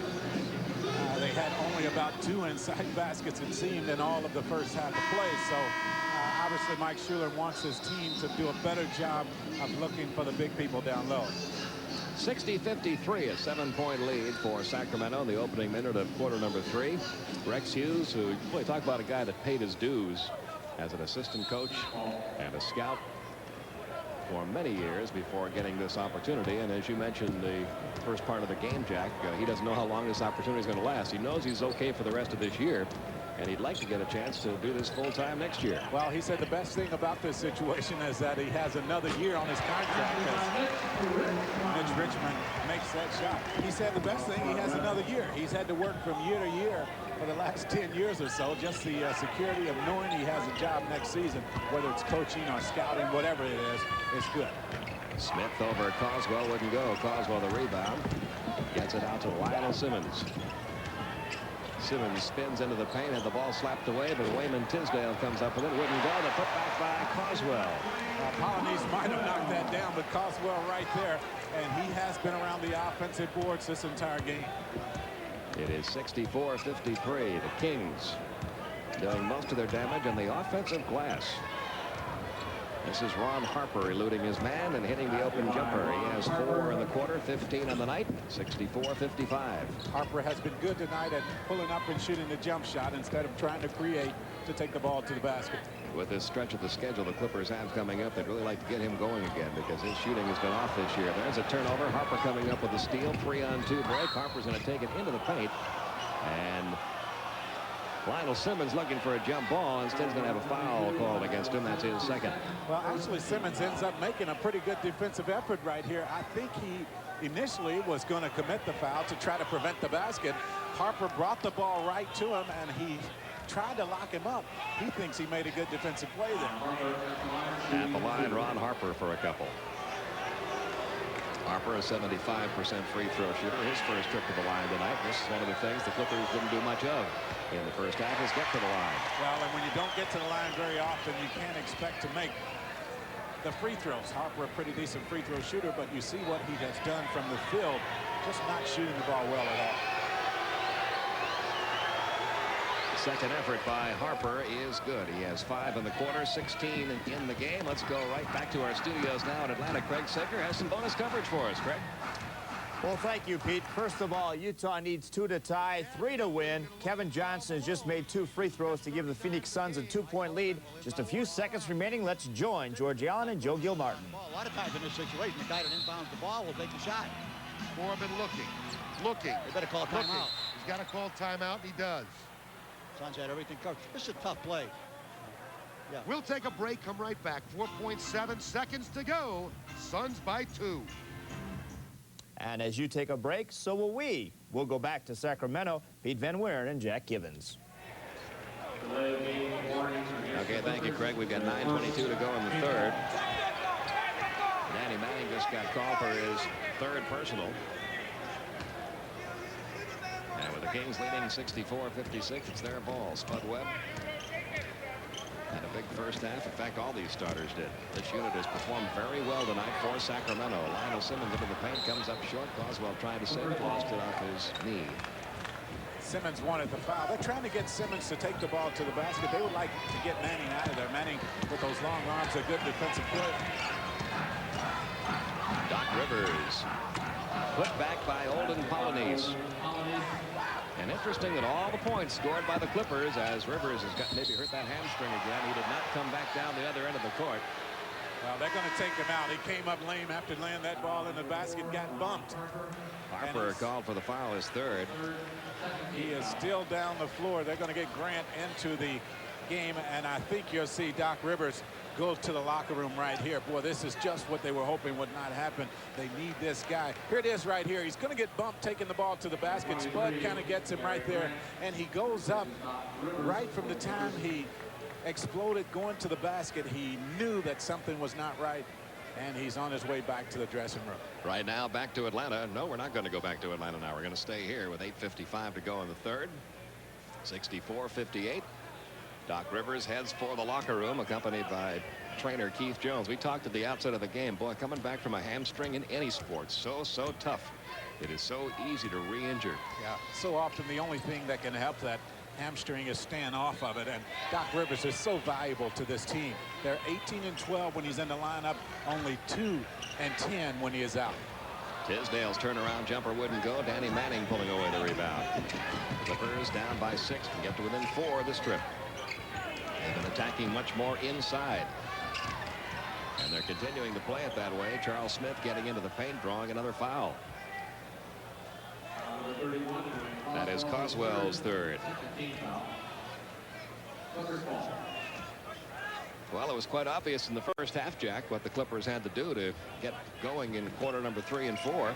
And that's go more inside, try to get to the free throw line, try to score some easy baskets, and that certainly is their game plan here in the 3rd quarter. Yeah, the Kings on the inside, not a real good defensive team. And you see it right there. The Clippers have been able to get the ball to the basket with a real ease. I mean, they haven't had to work that hard to do that. I'm real surprised that they didn't do it more earlier in this game. They just got 2 more easy ones from Danny Manning, who has 7 in the first half. Simmons underneath the Tisdale. Wayman Tisdale with 15. And it's back up to a 6-point lead for Sacramento, 66-60. Gary Grant, who replaced Doc Rivers, who has had to leave the game, maybe with a re-aggravation of that hamstring pull. Yeah, I would think that that's what it was. He limped off the floor and was holding his groin area. And once again, the Clippers attacking, and once again, they get a foul call against the Kings. Lionel Simmons called for his third. And they are getting to the free throw line with more regularity right now. Well, they only got to the free throw line 6 times the entire first half. This will be free throw attempts number 3 and 4 of this third quarter, so it's beginning to equalize there. 8 points for Manning. It is 66-61.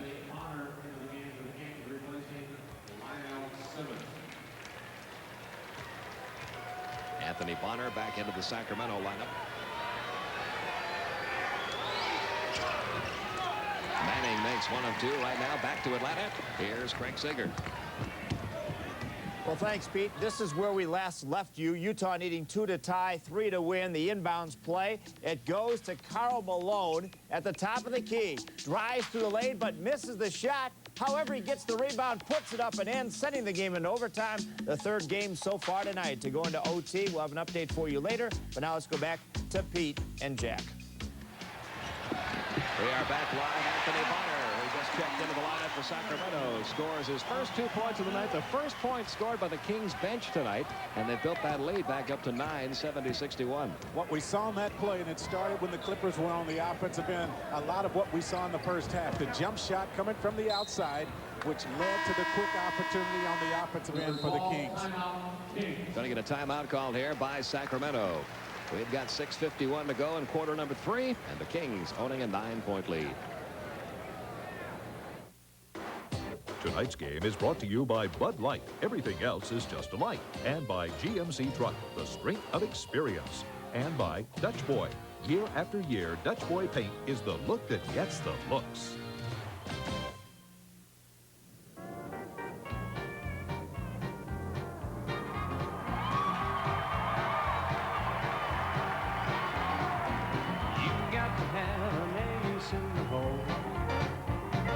Secret that nobody knows.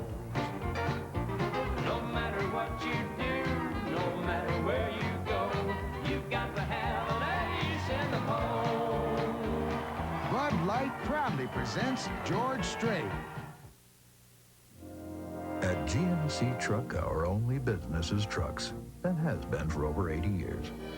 A dedication to truck strengths and values to keep in mind.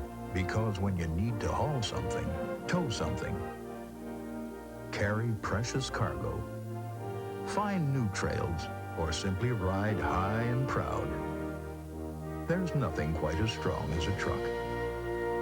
GMC Truck, the strength of experience.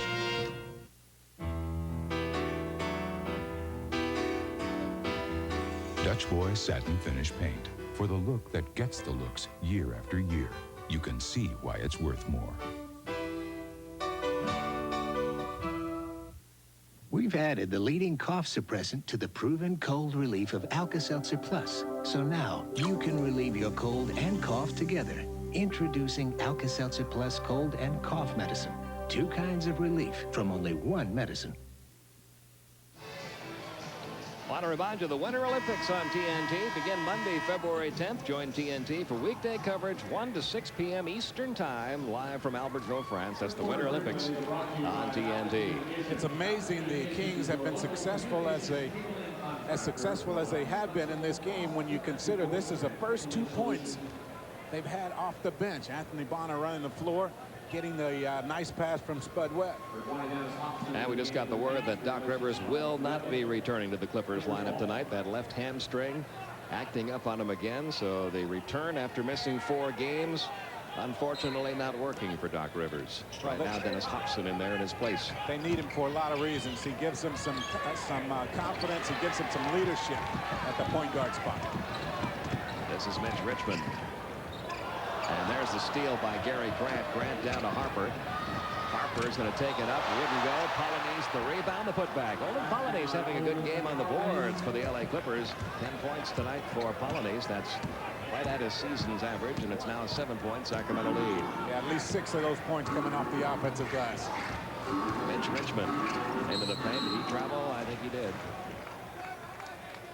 Or do we get a foul before? Nope, we're going to get a foul call before. Well, he kind of fumbled the ball as he got into the paint area, but Polynice got him across the arm. That's the third on Polynice. Harper right here tries to take it. Bonner did a good job running back and forced him to miss that. Polynice, though, with the putback. Hobson working against Grant. Spins into the paint, off the glass for two. Dennis Hobson. Well, they need his first two. Yeah, they need so badly for him to be consistent offensively. And Gary Grant, who's got to get a few more minutes in the second half with Rivers now down. And to Smith, he draws a triple team off to Manning. Somebody's open. They find him. And draining the basket is Ron Harper. Well, the double team coming down low. The Kings feel they have to do that to cut off the scoring opportunities by the Clippers in close. Good ball movement around the horn that time to lead to the three-point basket. And good ball movement finds the open man, Dennis Hobson, but his shot wouldn't go. Another rebound, his 11th. Golden Polynice having a big night on the boards. Clippers can now get back to within 4. Harper over Coswell. Coswell forced him to change that shot. Might have gotten a piece of that ball. Yeah, I think he did. And the Kings on the run. That's Coswell losing it on the way up. Good D that time by Harper. A 4-on-3 break. Ron Harper couldn't finish. There's Polynice, his 13th board. Puts it back. Where Harper is the last couple of times has taken what should be an easy opportunity and made it a lot tougher than it had to be. Fortunately, Polynice has been there to clean up the mess both times. Clippers have evened up the rebounding count in this game. 72-68, a 4-point Kings lead, but things going a little tougher for the Kings in this third quarter. And a foul call against Ron Harper, his 4th. Once again, Harper takes it, probably should have laid it in on that time, didn't have enough on it. Polynice working on his statistics right here, gets a couple of offensive rebounds, and finally gets that one to go down. Replacing Tisdale, Kings ball. Chilcutt is checked in, replacing Tisdale. The inbounds pass comes to Hobson. Well, with this lineup on the floor for the Kings, you have to look at where the offense is going to come from. If it doesn't come right there, they're going to struggle offensively. 74-68. A 6-point lead, 4.5 minutes to go, third quarter. Charles Smith again drawing that triple team. And somebody got him over there, either Chilcutt or Richmond from behind. They're going to call it on Chilcutt, his first. Going to the line, Charles Smith, and while he does, let's take a look at tonight's GMC Truck scoreboard. We had some overtime battles tonight. Phoenix a winner in Utah, a big game in this Western Conference. They're in the third quarter now in Golden State. Tied up in Portland, another tight one with New Jersey playing much better of late. They are playing good basketball, aren't they? New Jersey seems to have found everything that they've needed. The puzzle is finally starting to fit together. That Seattle game important for the Clippers. Seattle's victory means the Clippers have to win this one to stay within a half game of the Sonics. Smith hits 1 of 2. He has 11 points, 74-69. 5-point lead with 4:20 to go. And Richmond works against Danny Young. Now expect Mitch Richmond here to find a way to handle the ball more and try to find a way, they will right now, to get more scoring from him. You look at the other guys that the Kings have on the floor. Chilcutt, Coswell, Hobson, and Anthony Bonner. And those guys do not score a lot of points for this team. That game in Utah, and it's closing seconds now. 113-108, Phoenix up in the overtime period. Hobson almost had the ball stolen by Grant. We get a whistle. And a foul call. Foul number 23, Gary Grant. Call for his first. Well, the shot clock running down, and Grant kind of bells them out that time by pulling the arm of Hobson. At the line, Dennis Hobson, who is a pretty well-traveled player for being in the league his 5th year. New Jersey, of course, for the first couple of years out of Ohio State. Was simply unable to get his shooting percentage up to the liking of the Nets and moved over to the Chicago Bulls, now over here to the Sacramento Kings. And I think about when you talk about these 3 teams that he has spent the most time with, this is the team probably that needs him to play consistently the most. I mean, especially when you consider Chicago, they have so many weapons. Here they need the offensive production. Underneath, it's Danny Manning. Right now, let's go back to Craig Sager. Some more bonus coverage coming up for you. Okay, thank you, Pete. Here's the story. John Stockton has fouled out. Kevin Johnson has led the Phoenix Suns to a 2-point lead It's a 2-point margin right now with 39 seconds. Let's go back now to Pete.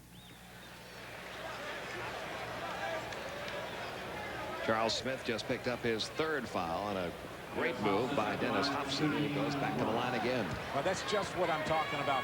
He's with the second unit that the Kings don't get a lot of scoring from. If he's not providing the point production, they're going to be wondering where they can get the offense from. That's why I think it's important for him to be consistent night in and night out. Hobson completing the 3-point play, gets that Kings lead back up to 8 with 3:40 remaining in this 3rd quarter. And the whistle on the foul call is going to be against Pete Chilcutt, who's picked up in 2nd. Well, before the shot, so don't count that basket. Number 32, Pete Chilcutt, the 2nd. Kings in the penalty. Now, this is what you missed. Now, this is what I'm talking about in describing Hobson and his importance. Look how aggressively he takes the ball to the basket right here. Gets there, gets the foul. And those kinds of plays will make him a very valuable person with the Kings. Clippers, who have had this happen to them a lot this year, really having a tough night of it at the free throw line. As a team, the Clippers shooting only 71% from the free throw line. That is low for the NBA. Close ball games and the free throw percentage really magnified.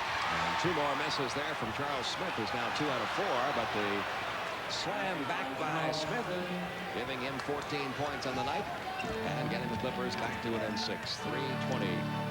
Give Polonese credit. He kept it alive again.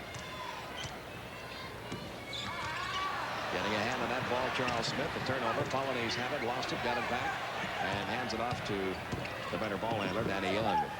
Down it comes to Danny Manning, who's been a fairly quiet performer so far tonight. Came up short that time. Smith pulls it away off the glass. And Charles Smith now with 16. Let's go back to Atlanta. Here's Craig Sager. Thank you, Pete. It's all tied. 24 seconds left. Let's join George Allen and Joe Gilmartin. 9, 8 on the shot clock. Chambers. Foul call. Chambers will go to the line. Mike Brown says, no way did I foul him. But Blaine Reichelt called the foul on Brown. His 3rd. 11.3 seconds to go. You be the judge.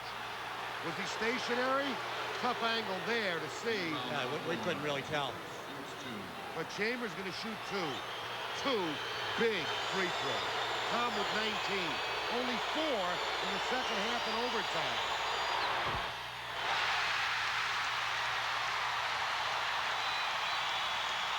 One more coming. We're still tied.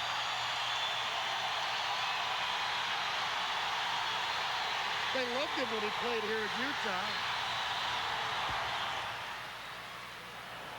Surprised the Jazz didn't take a timeout there. Here they come. Final seconds. Jeff Malone almost lost it. To an open Delaney run. Got it! 2.5 seconds to go.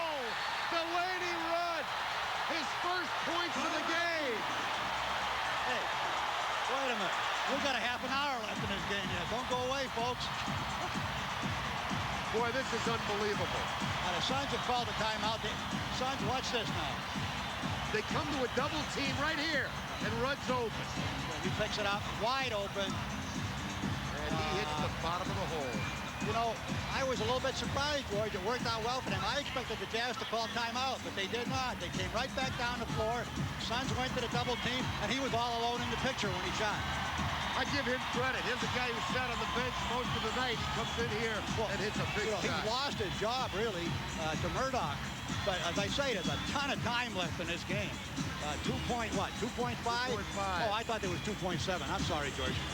But remember, in New Jersey, the Suns had 3.9 seconds to get a shot off. And they took the inbound pass and threw up a 3 and didn't get it. The Jazz lead by 1. They've really come back. They were down by 5 in this overtime. Well, they made a couple of amazing comebacks. In the regulation, were they down by 7 in one stretch and came back from that? But we talked about this before. Whichever team gets down, like right now the Suns are down. You can't count them out. Before, the Jazz were down. Came back and put the game into overtime. The good news right now is the game should be settled one way or the other here in this next 2.5 seconds, we think. This crowd is going crazy. Over 19,000 packed in here. And their Jazz have come back to take a 1-point lead in overtime. Okay, Dan Marley, let's see who inbounds the ball. I think Ed Neely is coming in to inbound the ball. Now, bear in mind that Neely can shoot. Neely's got range. Neely, Chambers, Hornacek, Marley, and Cageler. Eaton's going to contest the inbound pass. He's going to make smart move, but try to make it as hard as he can. 2.5 seconds to go. Neely looking in. Timeout. That's the highest I've ever seen Eaton jump. He must have jumped 3.5 inches. Couldn't get it in. He nearly called a timeout. Still 2.5 to go. And the Jazz up by 1. Tomorrow night. So Delaney Rudd, the hero so far in the game only because John Stockton had fouled out. We'll be back to that game in just a moment, but we'll take a short break. At GMC Truck, we've seen days like this for over 80 years. And have learned the value of a van that gives you the most room in its class. The added safety of 4-wheel anti-lock brakes. The traction of full-time all-wheel drive. And the feeling of security that can only come from a van that's built as strong as a truck. Safari from GMC Truck. More proof of the strength of experience. 1983 to 88, Jim Weiner, director of the county's Health and Human Services Department, cuts welfare rolls by 7,500 people before leaving. 1992, able-bodied people are again living on handouts. Government should care for children, the elderly, and people with disabilities. But those who can work must be responsible. Take job training, take a job, or not take a welfare check. I cleaned up welfare once. I'll do it again. Paid for by friends of Jim Weiner. Quality, service, responsibility. That's what the powertrain specialists at Engine and Transmission Exchange promise. From a minor adjustment to a full transplant, they are the experts on doing it fast and doing it right. ETE remanufactures all engines and transmissions at their own state-of-the-art factory in Milwaukee. And they back their work with one of the strongest warranties in the business. Get the straight story on all your options. Call the powertrain specialists at Engine and Transmission Exchange. Now 3 locations. Well, here's what happened. The 2 timeouts were called by Phoenix. They had the ball out of bounds. In it went to Jeff Hornacek. His shot was off the mark.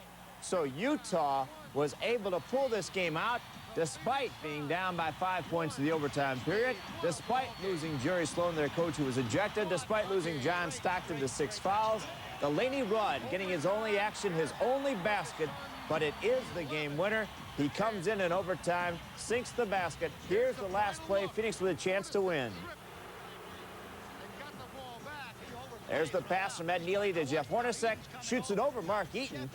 Great defensive play by Eaton, who was also guarding Neely on the inbounds play. Utah able to win by 1. Now let's go back to Sacramento. Pete Van Weeren and Jack Gibbons. We're back at Arco Arena. We've got a timeout with 56.3 seconds remaining in quarter number 3. Kings over the Clippers, 81-77. As the Clippers have gone more to an inside attack here in this 3rd quarter. Pete Van Weeren, Jack Gibbons with you tonight from Arco, a sold-out Arco, as it is every time the Kings show up here. They get great support here in Sacramento. You just wonder how hard these tickets would be to get if this team is able to get things turned around, which they hope to do, and they might be. You know who they remind me of? They remind me a little bit of the New Jersey Nets about a year ago. Right. Yeah, New Jersey finally has started to put it together and playing much better. And I look at this Sacramento team. They are young. They are going to get better. Maybe another draft or 2. They pick up a couple more players, and they are going to be a team that you really have to be concerned with out here in the Western Conference. Play about to resume. It'll be Ken Norman inbounding the ball to Danny Young. Clippers trying to pull back to within 2. Hobson on Young. Manning inside. There's the inside attack again. He gets his own rebound, puts it back and in. Manning with 12 points now. It's back to a 2-point Kings lead. You have to wonder about the difference in this Clippers team. They look like a total different ball club. In the first half, nothing coming inside, relying heavily on the outside jump shots. And Richmond going wall to wall, dishing it off to Hobson for 2 off the glass. Dennis Hobson has all 7 of his points in this 3rd quarter. Kings by 4. You see the time remaining. Got about a 7-second differential. The shot clock and the game clock. Shot clock down to 15.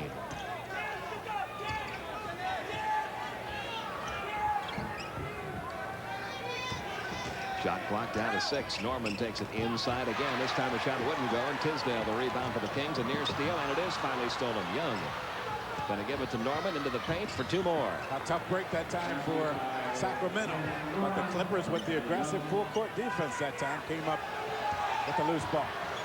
83-81 is going to be launched from beyond the mid-stripe line by Tisdale, and almost went as the horn sounds, ending quarter number 3. Now we've got us a ball game, 1 quarter to play, and the Clippers are back in it. It's 83-81. Sacramento in the lead with 1 quarter remaining.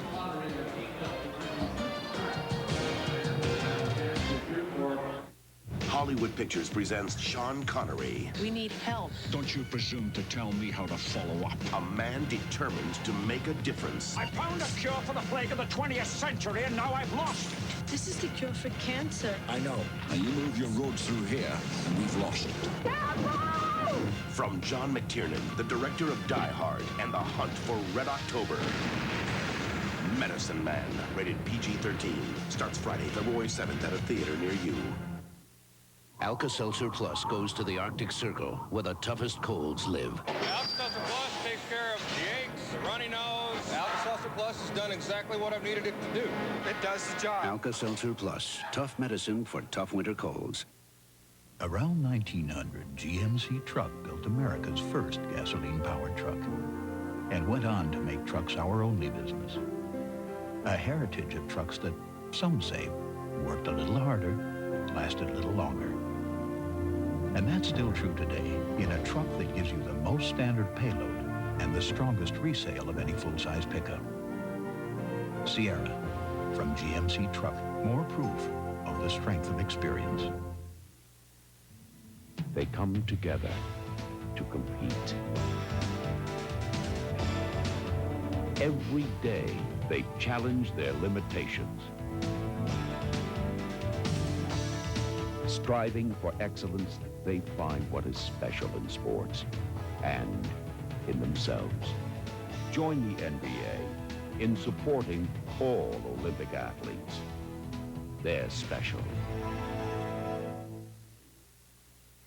For the battery that performs 3 times better than industry standards, you've got to get to Sears.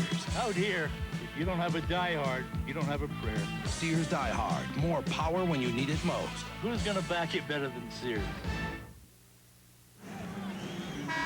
Well, there's your score with the 4th quarter about to begin. Sacramento up by 2 over the Clippers. Jack Evans, I guess we can look for the Clippers to do what's worked here in the second half, stay with the inside attack. Kings have to go back to more what they were doing in the first half, which was go inside, but they may be a little out-muscled right now by the Clippers. Well, the thing that has been key for the Clippers is that they have taken the ball to the basket. Although they have missed some shots, because they have their big people down there, they've been able to get to the offensive boards, and they put those shots back in. We didn't see any of that at all in the first half of play. And the Kings, as we mentioned in the first half, normally a team that has a lot of trouble with their game inside because they're not that big a club. Yeah, even more reason why I'm surprised the Clippers didn't do a better job of that in the first half. Well, here the Kings go back inside. That's going to pay off for Lionel Simmons. The foul call against Ken Norman is first. A correction, that's going to be against Manning, is 4th. Well, Polynesia's numbers, look at right there. 12 points and 17 rebounds. And at the line, Lionel Simmons, 18 points on the night, 2 for 2 from the line. Those 17 rebounds tie his season high. And only 1 away from his career high.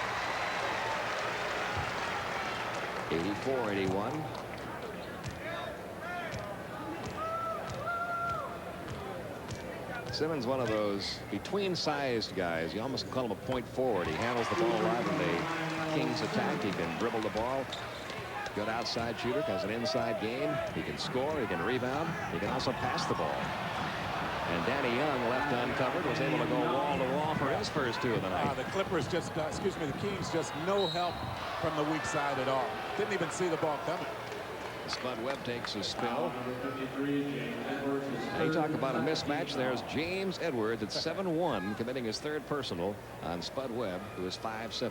Watch Danny Young right there. Hobson doesn't even see him coming, has his back to the basket and not able to get over there to help out. Yeah, I think it's important for Spud Webb to start pushing the ball down the floor as he did in the first half of play. So many baskets were created because of his ability to use his quickness and get the ball in the open floor. Webb has hit his season average. He's right at 15 points now. 5 of 6 from the line. 86-83.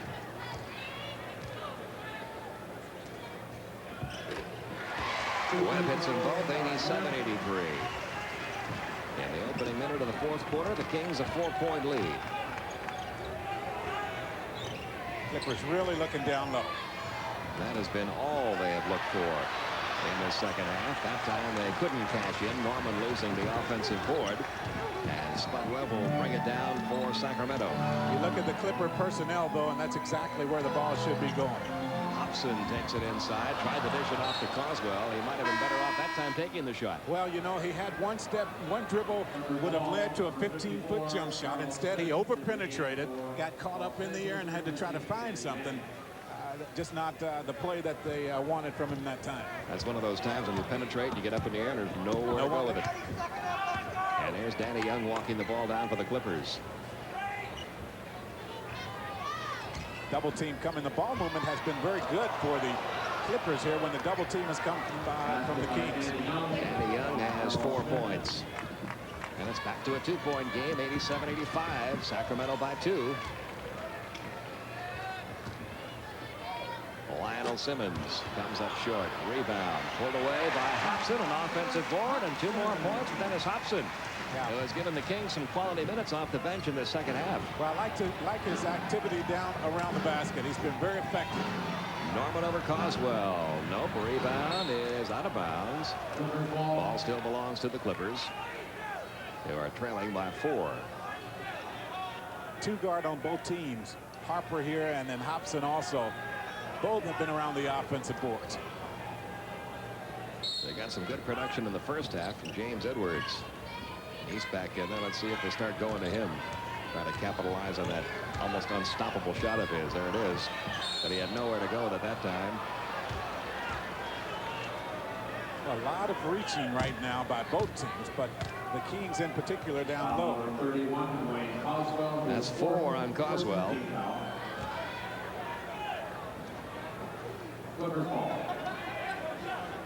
And the Clippers will inbound it from the far side. 89-85. Sacramento up by 4. Oh, there he is with that fall away. You can't stop that shot. If he's got that shot going, there is virtually no way of stopping it. I mean, it's amazing. He catches the ball in the paint and ends up shooting a 15-foot jump shot without putting the ball on the floor. 89-87, 2-point game again. We will not see Coswell take that shot or try to over Edwards. But you know, they've gone to him more down low than they normally do. But he has to take the inside move like that. Yeah. He's been shooting a little jump hook, and it just hasn't been there.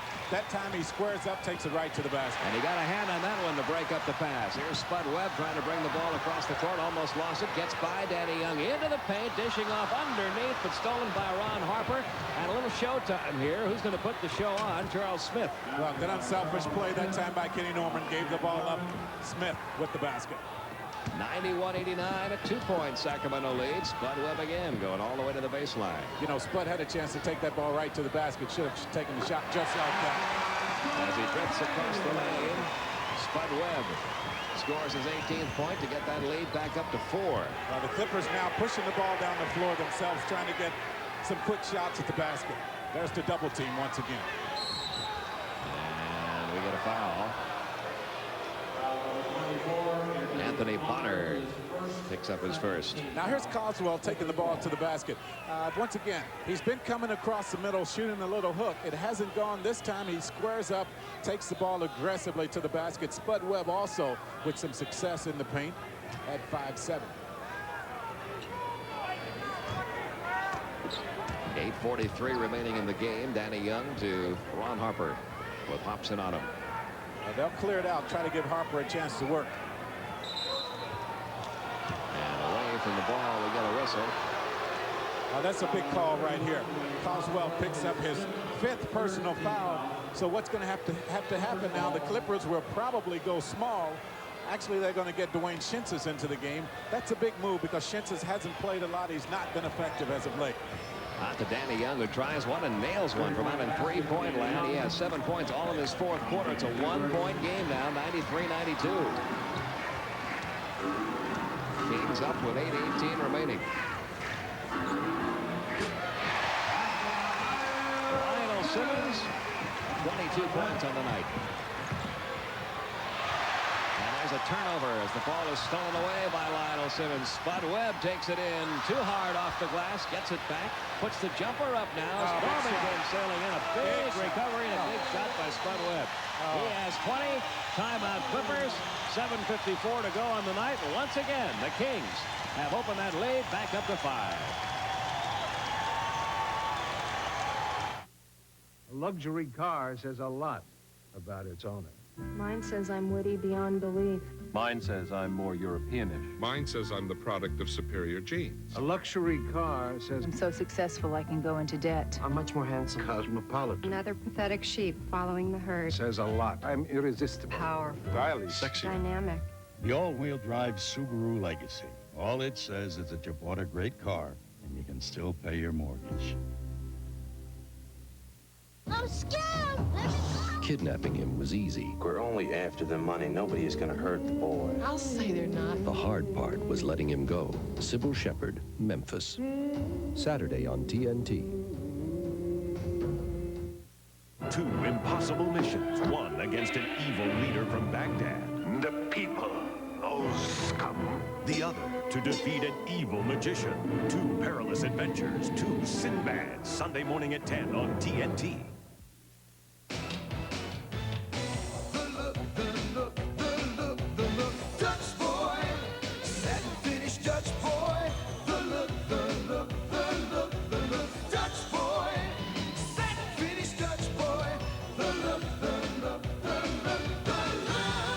For the look that gets the looks, use Dutch Boy Satin Finish Paint.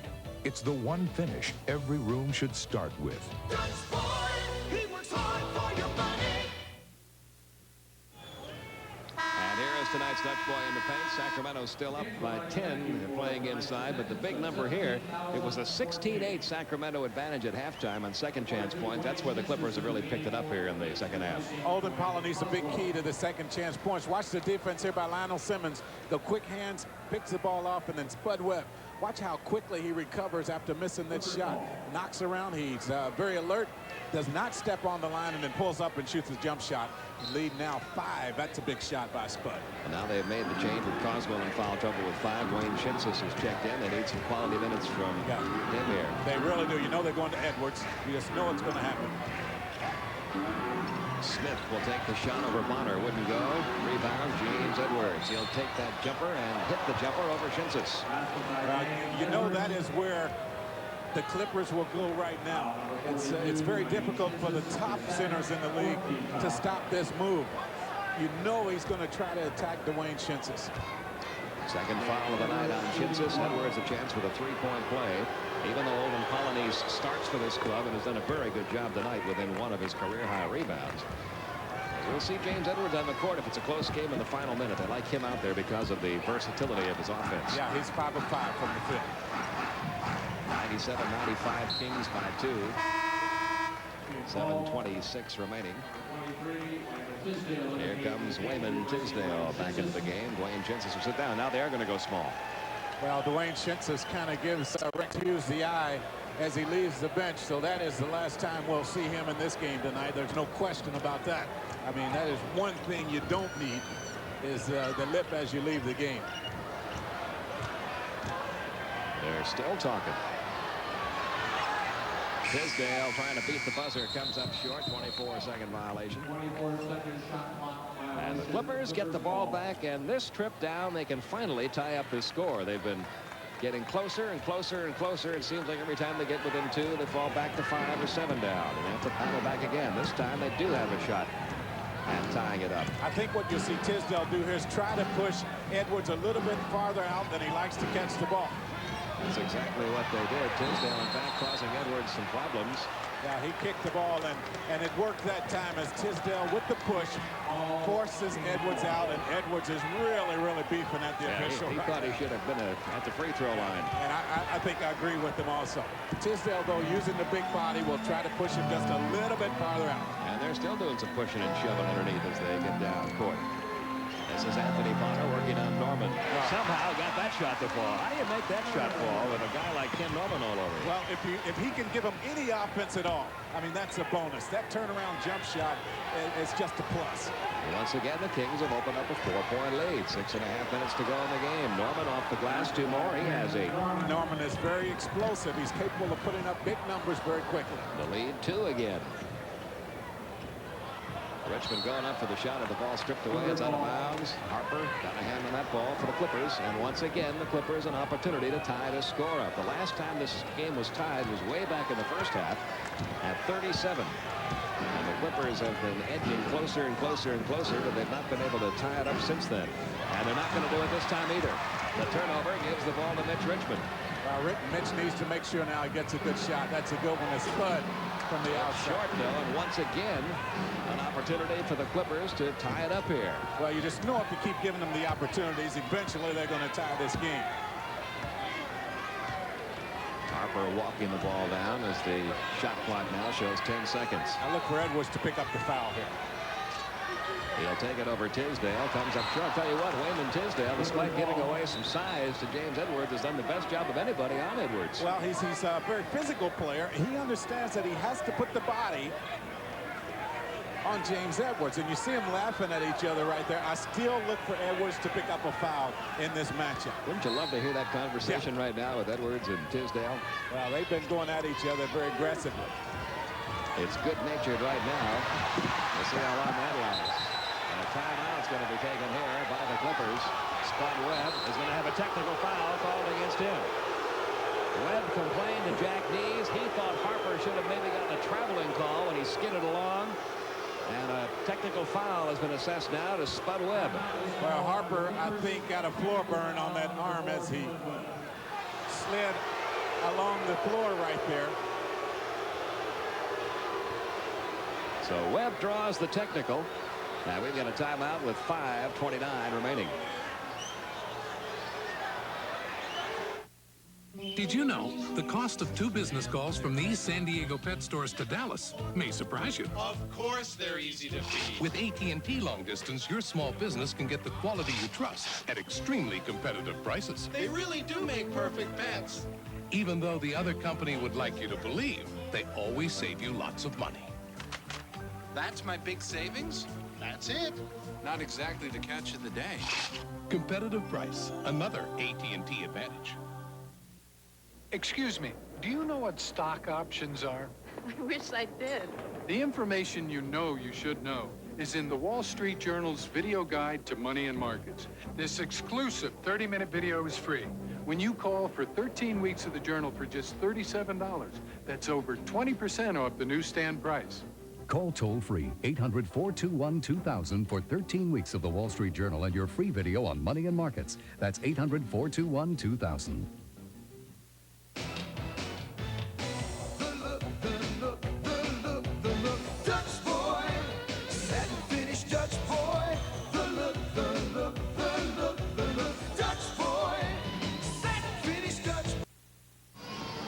It's a busy night of NBA action. 12 games on the schedule tonight. Fred Hickman and Hannah Storm will have highlights of all of them with scores and highlights on the Inside the NBA program. Also a feature on Purvis Ellison and a look at the Phoenix Suns Charity Ball. That's all on Inside the NBA coming up next. Here's where the technical foul came against Spud Webb, who wanted a travel call against Harper. Well, travel or a backcourt violation. Now you see Harper sliding across. Now he calls the timeout. And watch Spud's reaction.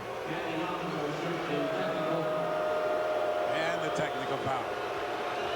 And shooting the team will be Danny Young, who has scored 7 points all in this 4th quarter. He now has 8. It's a 1-point game. Young coming into this game 3 for 3 from the free throw line, so he hadn't shot many, although he had made every one of them. And now the LA Clippers, who have Been trailing since the score was tied at 37 early in the second quarter. A chance now to grab the lead here in the fourth quarter. Oh, boy. The offensive foul is going to be overruled, I believe.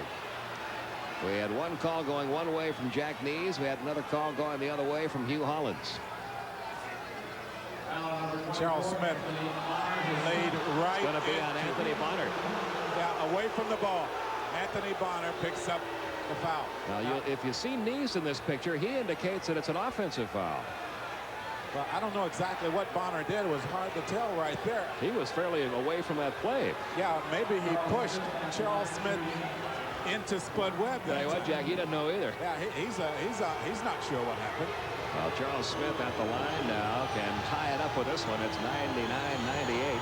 Smith with 18 points.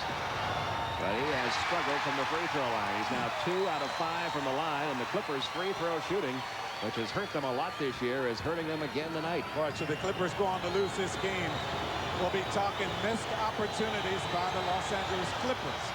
They are now 11 of 17 from the line. That's under 70%. Yeah, they've had 4 or 5 chances at least to tie the game up. Finally, they do from the free throw line. Well, we'll see if the Kings can get it going again now. Lionel Simmons going into the paint, and he'll get a trip to the free throw line out of that. Just Norman got him. That's Norman's first. And the L train back to the line. Danny Manning checks back in for the Clippers. Smith sits down. Smith with 19 points on the night. At the line, Lionel Simmons, who has 21 points tonight. Now that the Clippers have gone small, this will give Rex Hughes more opportunity to leave Coswell over there on the bench. Coswell with 5 fouls in this game. Just trying to ride out another minute or two before he comes back on the floor.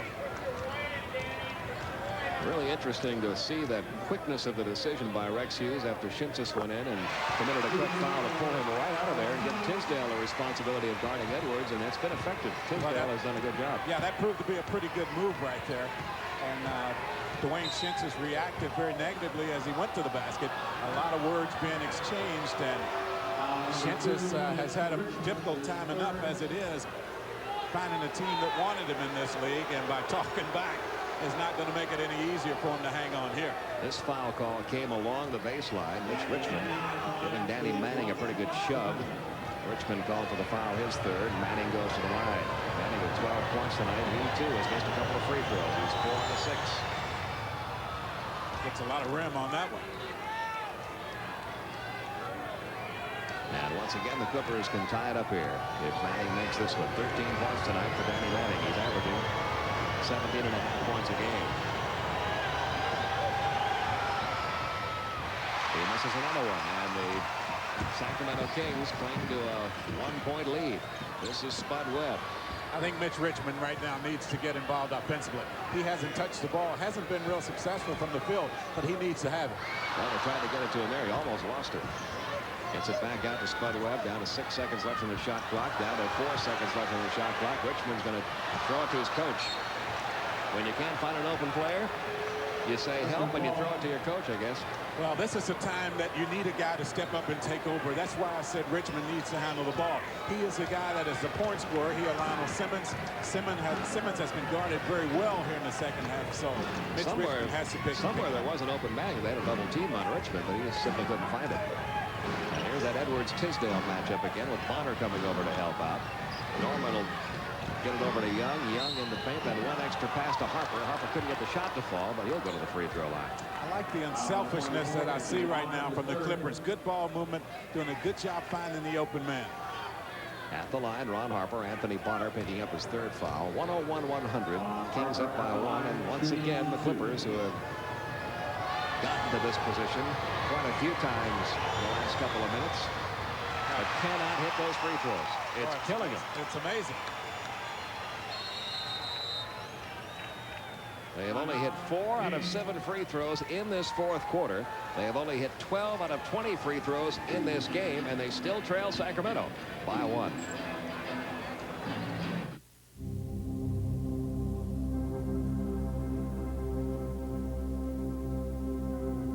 Making a sports car, it seems mandatory to mention how fast it can go. All right, with an overhead cam engine capable of producing 228 pounds of torque, the new Subaru SVX can reach speeds in excess of 140 miles per hour. But how important is that? With extended urban gridlock, gas at $1.38 a gallon, and highways full of patrolmen. Instead, why not mention the things you shouldn't mention about a sports car? A strong weld, an anti-lock braking system, the ability to carry 4 adults, all-wheel drive, engineering that endures.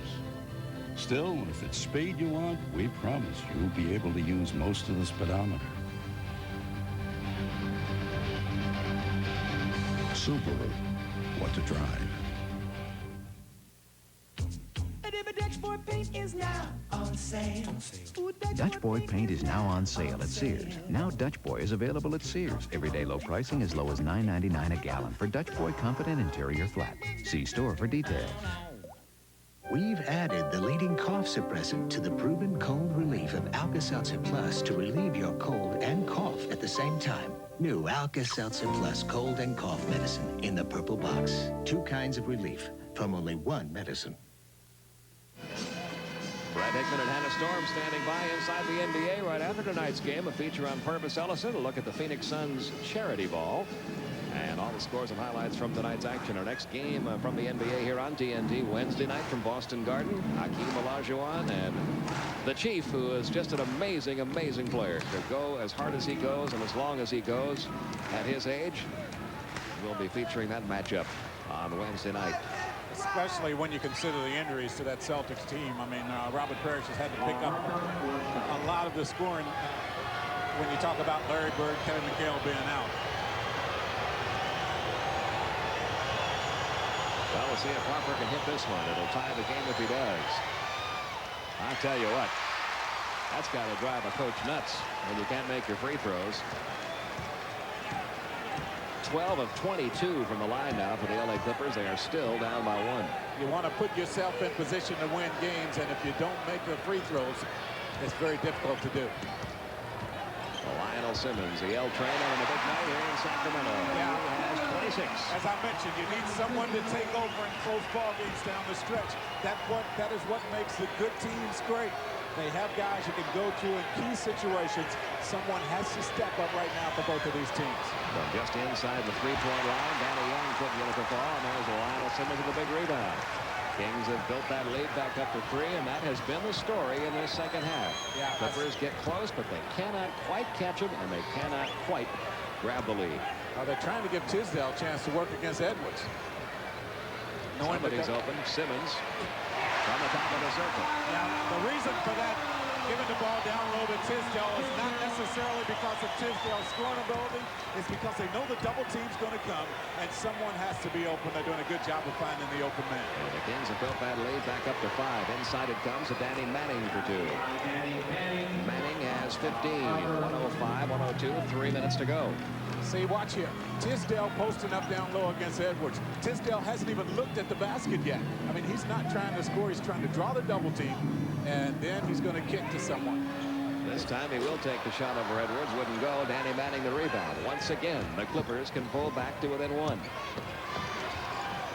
Norman will take the baseline jumper and nail it over Simmons. 10 points for Ken Norman. It's another 1-point lead for the Kings. 105, 104.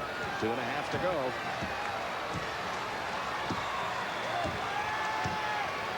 Isolation situations, that's what they've been doing. They get the ball into Lionel Simmons. He has got Norman on it. Back out to Spud Webb. Back to Simmons. 5 seconds left to shoot it. Turnaround jumper from the baseline. Wouldn't go. The offensive board and the putback by Anthony Bonner. This team of Sacramento Kings, which has had so much trouble on the boards this year, having a good game on the boards tonight. They're up by 3 again. 2 minutes to go. If Bonner's going to score, he has to do it just right there. One of the few times Sacramento has not rebounded anybody this year. 45-42. They have the edge over the Clippers right now in boards. And Danny Manning with a chance now for a 3-point play as he gets his 17th point. Anthony Bonner picking up his 4th foul, and a chance once again for the Clippers to tie it up. 73% from the field in the last 3 games is Danny Manning. Good down on the low block. The Clippers just 12 of 22 from the free throw line. Another miss from the line. It remains a 1-point Sacramento lead. 12 of 23 now from the free throw line. Danny Manning, a 68% shooter, isn't even doing that tonight. He's only 1, 2, 3, 4, and 8. Horrible free throw shooter. 1:38 to go. Simmons had his shot blocked, but Tisdale comes up with it out near the sideline. 6 seconds left in the shot clock. They're going to have to hurry. Spud Webb draws a crowd, took the shot. The putback wouldn't go. The rebound pulled away by Danny Manning. Almost threw it away. Good save there by Young. The Clippers have not led this game since it was 3-2 in the opening couple of minutes. They can grab the lead here. And they're going to get a whistle. The basket doesn't count. The whistle came before the basket. And Wayman Tisdale called for his third. Charles Smith comes up limping right here. You'll see him right here. Take the ball to the basket. Tisdale from the front gets him with the foul. So once again, the Clippers will be going back to the free throw line. This time, Charles Smith. Like just about everybody else on the Clippers, he has had his troubles. Just 3 of 6 from the line tonight. Smith started the season on the injury list. Arthroscopic surgery on his knee. You have to be concerned every time he comes up limping. And they miss another one. Unbelievable. Here's an 80% free throw shooter, Charles Smith. All right, gets loud in this building. Polynice checking in. And the Clippers self-destructing at the foul line tonight. They're 12 of 24. They've got to make this one to stay above 50%. Forget 70%. Finally, one falls for Charles Smith. He now has 20 points. Tied at 107. Just over a minute to go. I still think Richmond has to find a way to come up with some offense here. They need his production. He has really been quiet in the second half. They go to him into the paint. There it is. Still going to tip to the free throw line. Well, you know, that's just as good as getting you 2 points. He has been just not involved offensively. He struggled from the field in the first half of play, so he's been kind of reluctant to take the ball. I still think he must be the guy to put the ball in the basket from the guard spot. Richmond has 19 points on the night. He has yet to score in this fourth quarter. Can give the Kings back the lead here. 107-107. 55.4 seconds remaining, and Richmond is at 20 for the night. You see Mike Schuler. Well, I'm sure they will call a timeout should this free throw go in. It does. And they do. 21 points for Mitch Richmond. A 2-point lead for the Sacramento Kings with just over 55 seconds remaining in the game. And Sacramento up by a couple.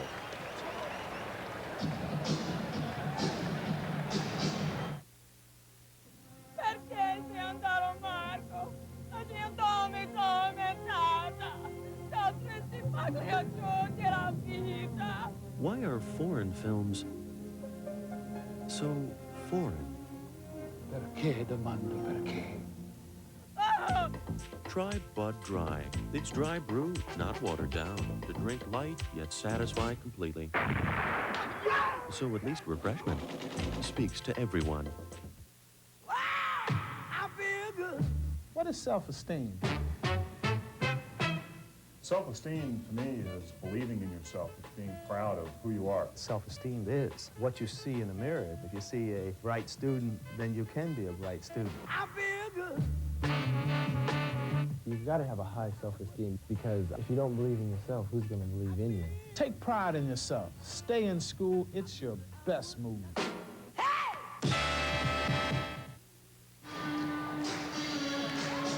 The Sacramento Kings trying to hang on for dear life here in the final minute of play at Arco Arena. We've got 55.4 seconds remaining. Pete Van Leeuwen and Jack Gibbons with you, and it's a 109-107 Kings lead. Kings still have 2 timeouts left. The Clippers have 1 full timeout. They still have the 20-second timeout remaining.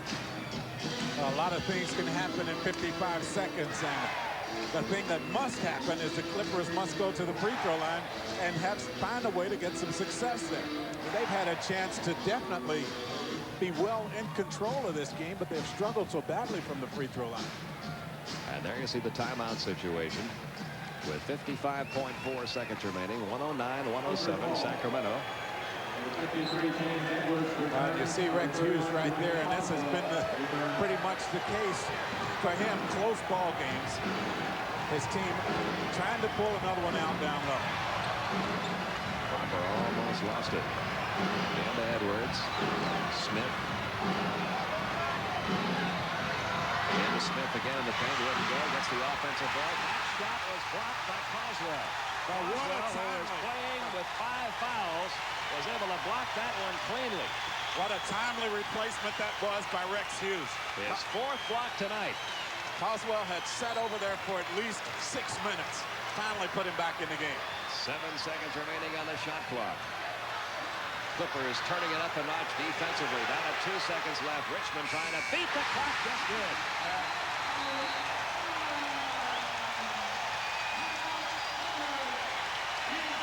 8.1 seconds remaining. It's a 4-point lead for Sacramento. Jerry Reynolds likes what he's seeing. The frustration continues for the LA Clippers. Timeout. Well, as I mentioned, it has to be your big gun to pick up things down the stretch in a close ball game. Mitch Richmond right here catches it. The shot clock running out, and he just creates a shot. He is a guy that has to produce. It's nice to see him step up and take charge. Just before he released that shot, you could see Rex Hughes almost leaning right over the court, saying, shoot it, we're out of time. Well, you don't want to turn it over. You don't want to miss an opportunity to at least get a shot up at the basket. Well, that's using the shot clock there a little bit more, a little bit better than Rex Harris would like for them to do. So we are down to our last 8 seconds of play in this one. It's 111-107 Sacramento. Before a full house here at Arco Arena. Fred Hickman had a storm. Coming up next inside the NBA. All the scores and highlights from the night. And this Sacramento team trying to go to 11-9 at home. We talked about this earlier today, Jack. There are different stages when you're trying to build a ball club that you get to. And Sacramento has reached that stage now. They're not a team that's going to lose most of their games home and away. They are the kind of team now that can beat just about anybody at home if they play as well as they can in front of the home folks.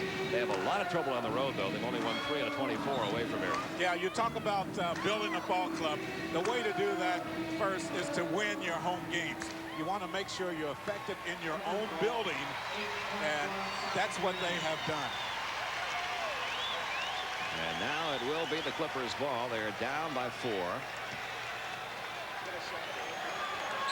What a block that was by Coswell, though, that led to all of that. Oh, that was maybe the key play of this final minute. They get it into Smith. Smith draws the triple team. What a block again by Coswell.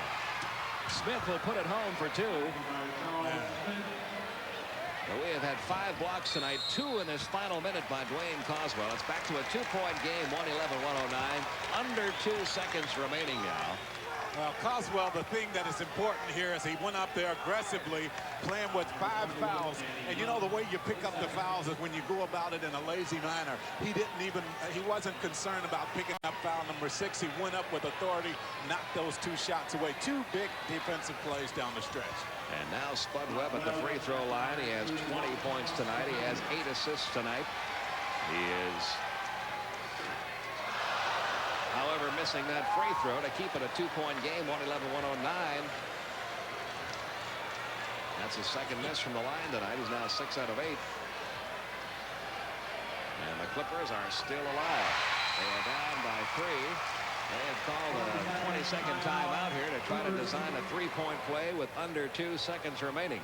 And Rex Hughes will go to work on the defensive side of things as Mike Schuler talks over a final play to try to get the Clippers back in this one and send it to overtime. Well, I think Schuler called the 20-second timeout because you'll probably see Rex Hughes calling full timeout after he sees how the Clippers will set up offensively. They'll try to see here what play they want. But you look at the 3-point shooters on the floor now for the Clippers, and of course you have Harper who can put the ball down.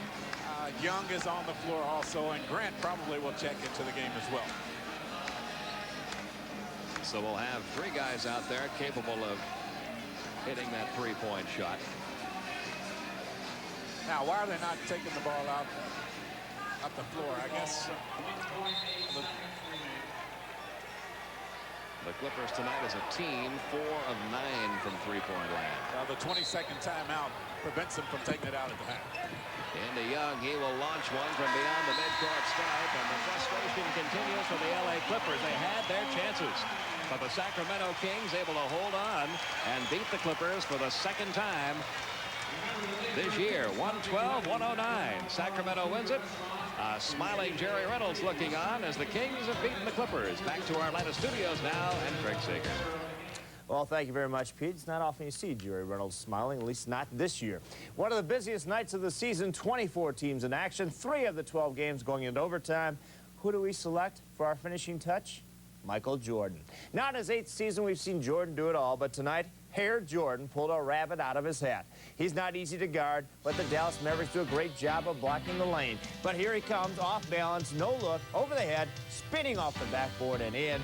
Michael Jordan, tonight's finishing touch.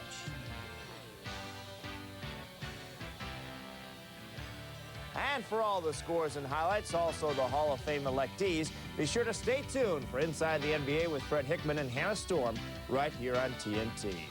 Pete and Jack will be back with our Budweiser Player of the Game in just a moment. Thanks for being with us.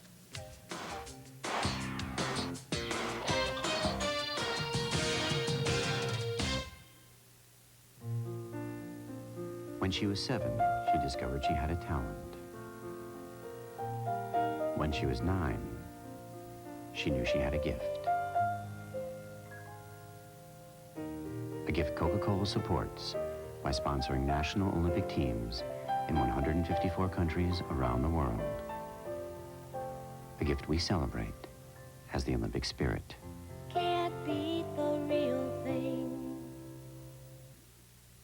A luxury car says a lot about its owner. Mine says I'm witty beyond belief. Mine says I'm more Europeanish. Mine says I'm the product of superior genes. A luxury car says I'm so successful I can go into debt. I'm much more handsome. Cosmopolitan. Another pathetic sheep following the herd. Says a lot. I'm irresistible. Powerful. Stylish. Sexy. Dynamic. The all-wheel drive Subaru Legacy. All it says is that you bought a great car and you can still pay your mortgage. Tonight's game has been brought to you by Bud Dry, dry brewed so it drinks light yet satisfies completely. And by Subaru, it's what to drive.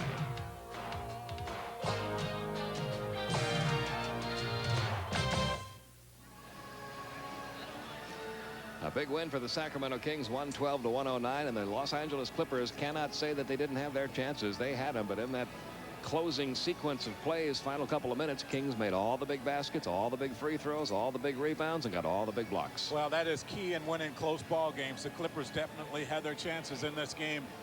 Terrible free throw shooting, and that's going to be the story of this one. Sacramento is now 14-30 on the year. The Clippers have lost 4 in a row. They're 20-24. Here's our Budweiser Player of the Game, Lionel Simmons. He was the go-to guy in that 4th quarter. Finishes the night with 28 points. That's just 5 off his season high. 11 from 17 from the field for Lionel Simmons. Be sure to stay with TNT. NBA action will continue on Wednesday night. That's Wednesday of next week from the Boston Garden. It'll be the Houston Rockets and the Boston Celtics. And coming up next on TNT, Inside the NBA. Busy night tonight in the NBA. Fred Hickman and Hannah Storm will have all the highlights. For Jack Evans, Pete Van Weren speaking to you from Arco Arena in Sacramento, where tonight it was the Kings over the Clippers, 112-109. Good night, everyone.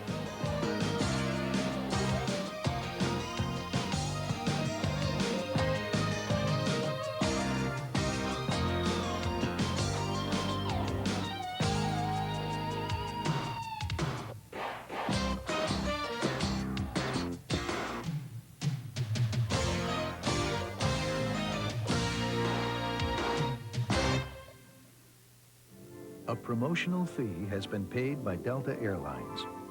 We love to fly, and it shows.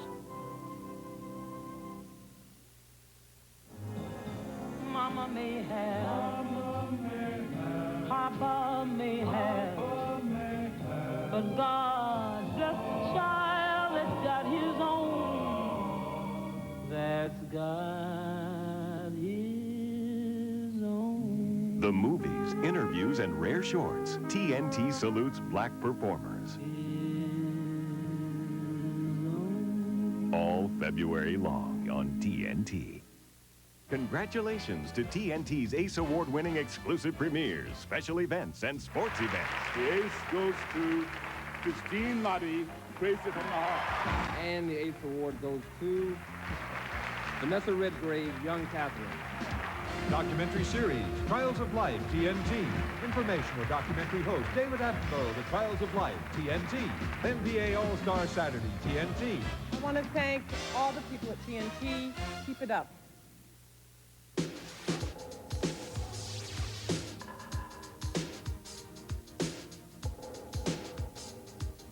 The fascination always existed. The human body, without doubt, is the greatest of inventions. Flawless in design, capable of astonishing feats. Amazingly, the harder the body is worked, the stronger, more beautiful it becomes. To unlock your body's potential, we proudly offer Soloflex.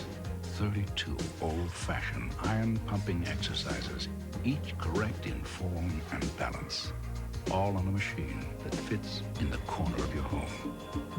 Soloflex, simple and efficient, like the body itself. Which may explain why it looks less like a machine and more like a work of art.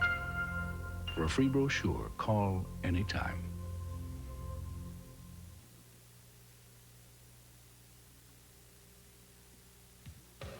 Tonight, inside the NBA. The Bulls attempting to avoid 3 straight losses for the first time this season, and the Blazers trying to win their 5th straight. Dominique Wilkins dealing with the pain of sustaining the first serious injury of his career, while Purvis Ellison begins to come into his own. And in Phoenix, they simply had a ball that night, as will we this night. Next!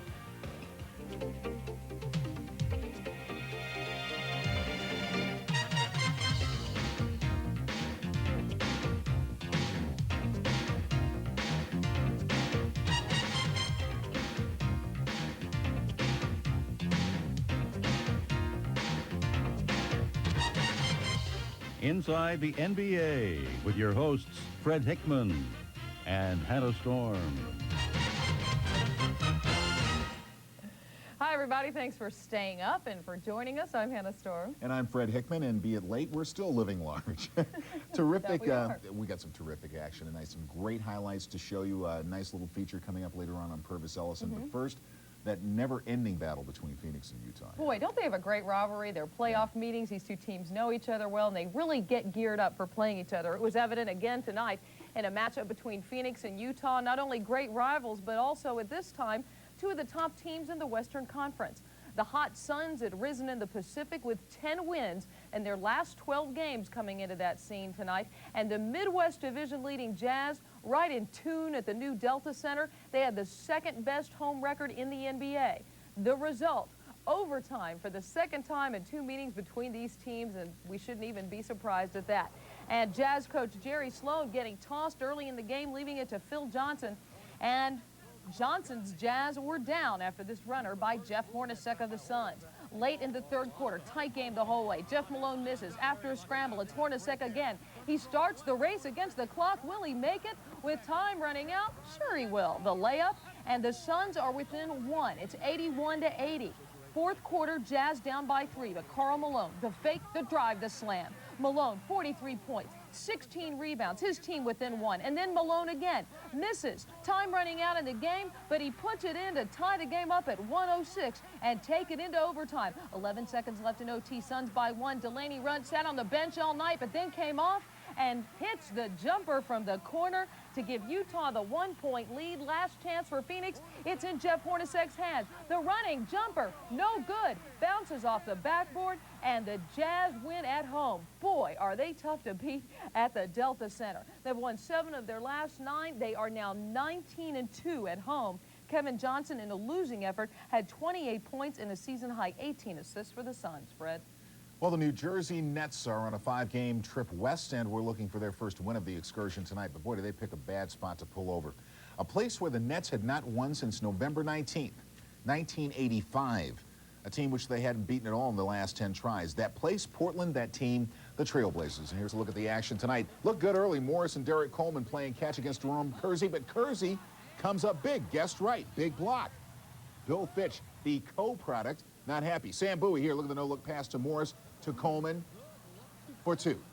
Nicely done underneath the nets, down by a deuce. Third quarter, and this is what you call hammer time. Chris Morris, it speaks for itself. Face job right in Buck Williams' face. Fourth quarter, the Nets are down by 15 at one point, but they go ahead in the fourth. Raphael Addison hits the jumper. Nothing but the bottom of the net, 97-96. But Clyde the Glide Drexler and this man, Terry Porter, the key down the stretch. The Blazers up by 1. They go up by 3 after this jump shot. A half-minute remaining, and the Blazers hang on for the victory by a final count of 113-108. The Blazers continue to be a relatively hot basketball team. They have now won 5 straight.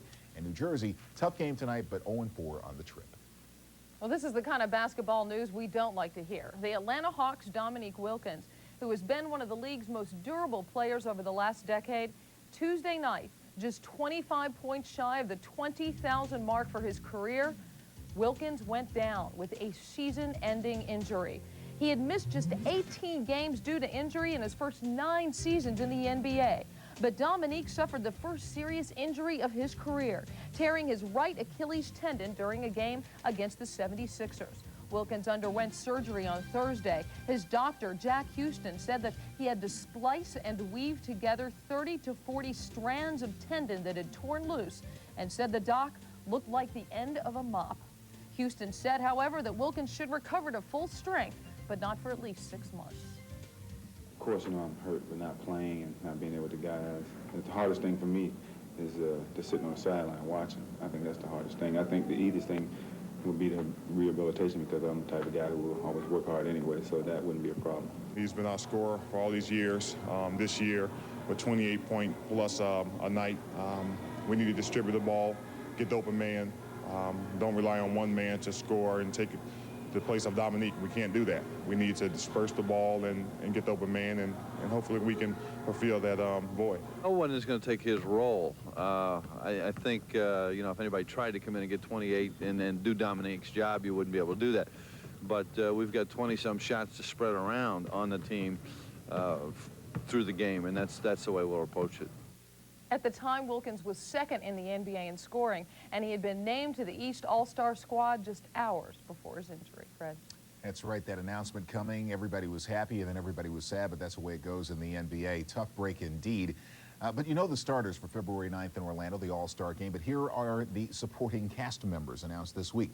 A look at the guy who will replace Wilkins, first of all, and the rest. Forward Kevin Willis will come aboard, probably deserved it anyway with the first half he had, especially on the boards. Brad Daugherty is there representing the Cavaliers, Joe Dumars of the Pistons, Mark Price of the Cavs, Reggie Lewis of the Celtics, Dennis Rodman of Detroit, the league's leading rebounder, and Scottie Pippen of the Bulls.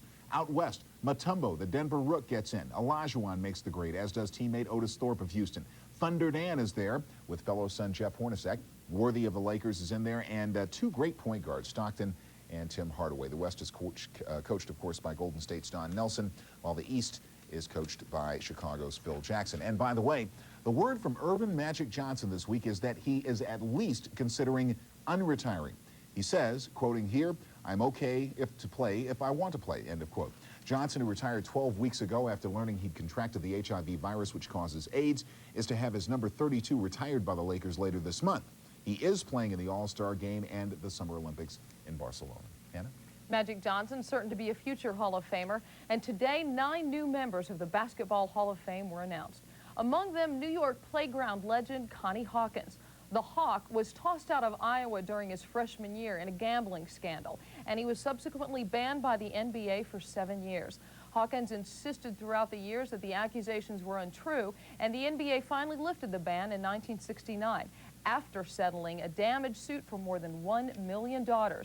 But Hawk's only thoughts of vindication today were with the guys back home. I have to give a lot of credit to a lot of players that played back then when I was playing, and mainly to the guys in Brooklyn that used to beat me up and call me a little kid and smack me around and tell me I never amount to anything. I got you guys now.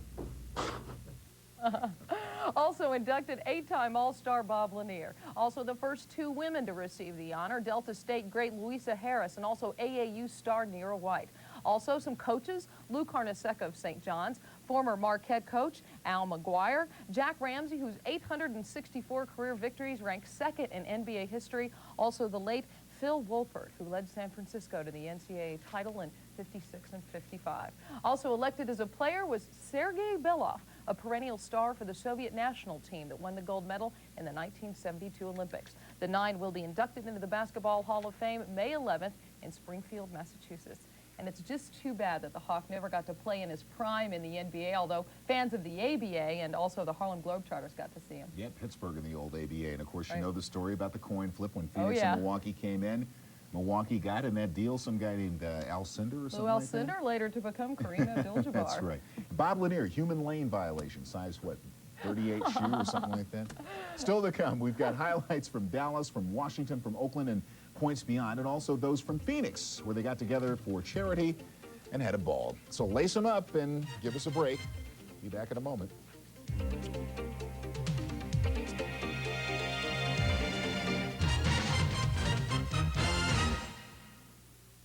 Inside the NBA is brought to you by Advil in tablets or caplets. Advil, advanced medicine for pain. It was just another Saturday afternoon until those old guys came out of the woods with axes. Just when we thought it couldn't get any weirder, it did.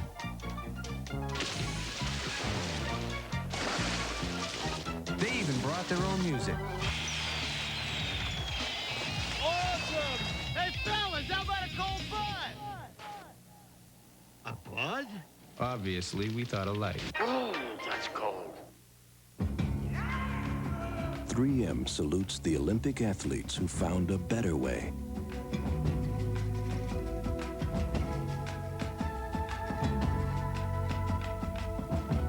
Whose ideas were so original, there's no going back. That same innovative thinking helped us invent fiber optic products like FiberLock, a vital link in worldwide communications. 3M, innovation working for you.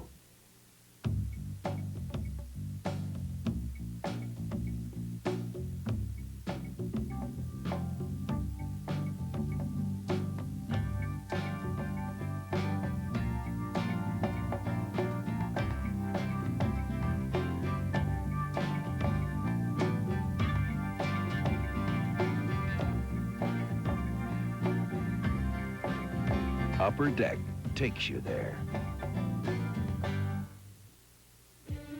We know how hard you work. We'll work that hard for you. We believe in putting people first.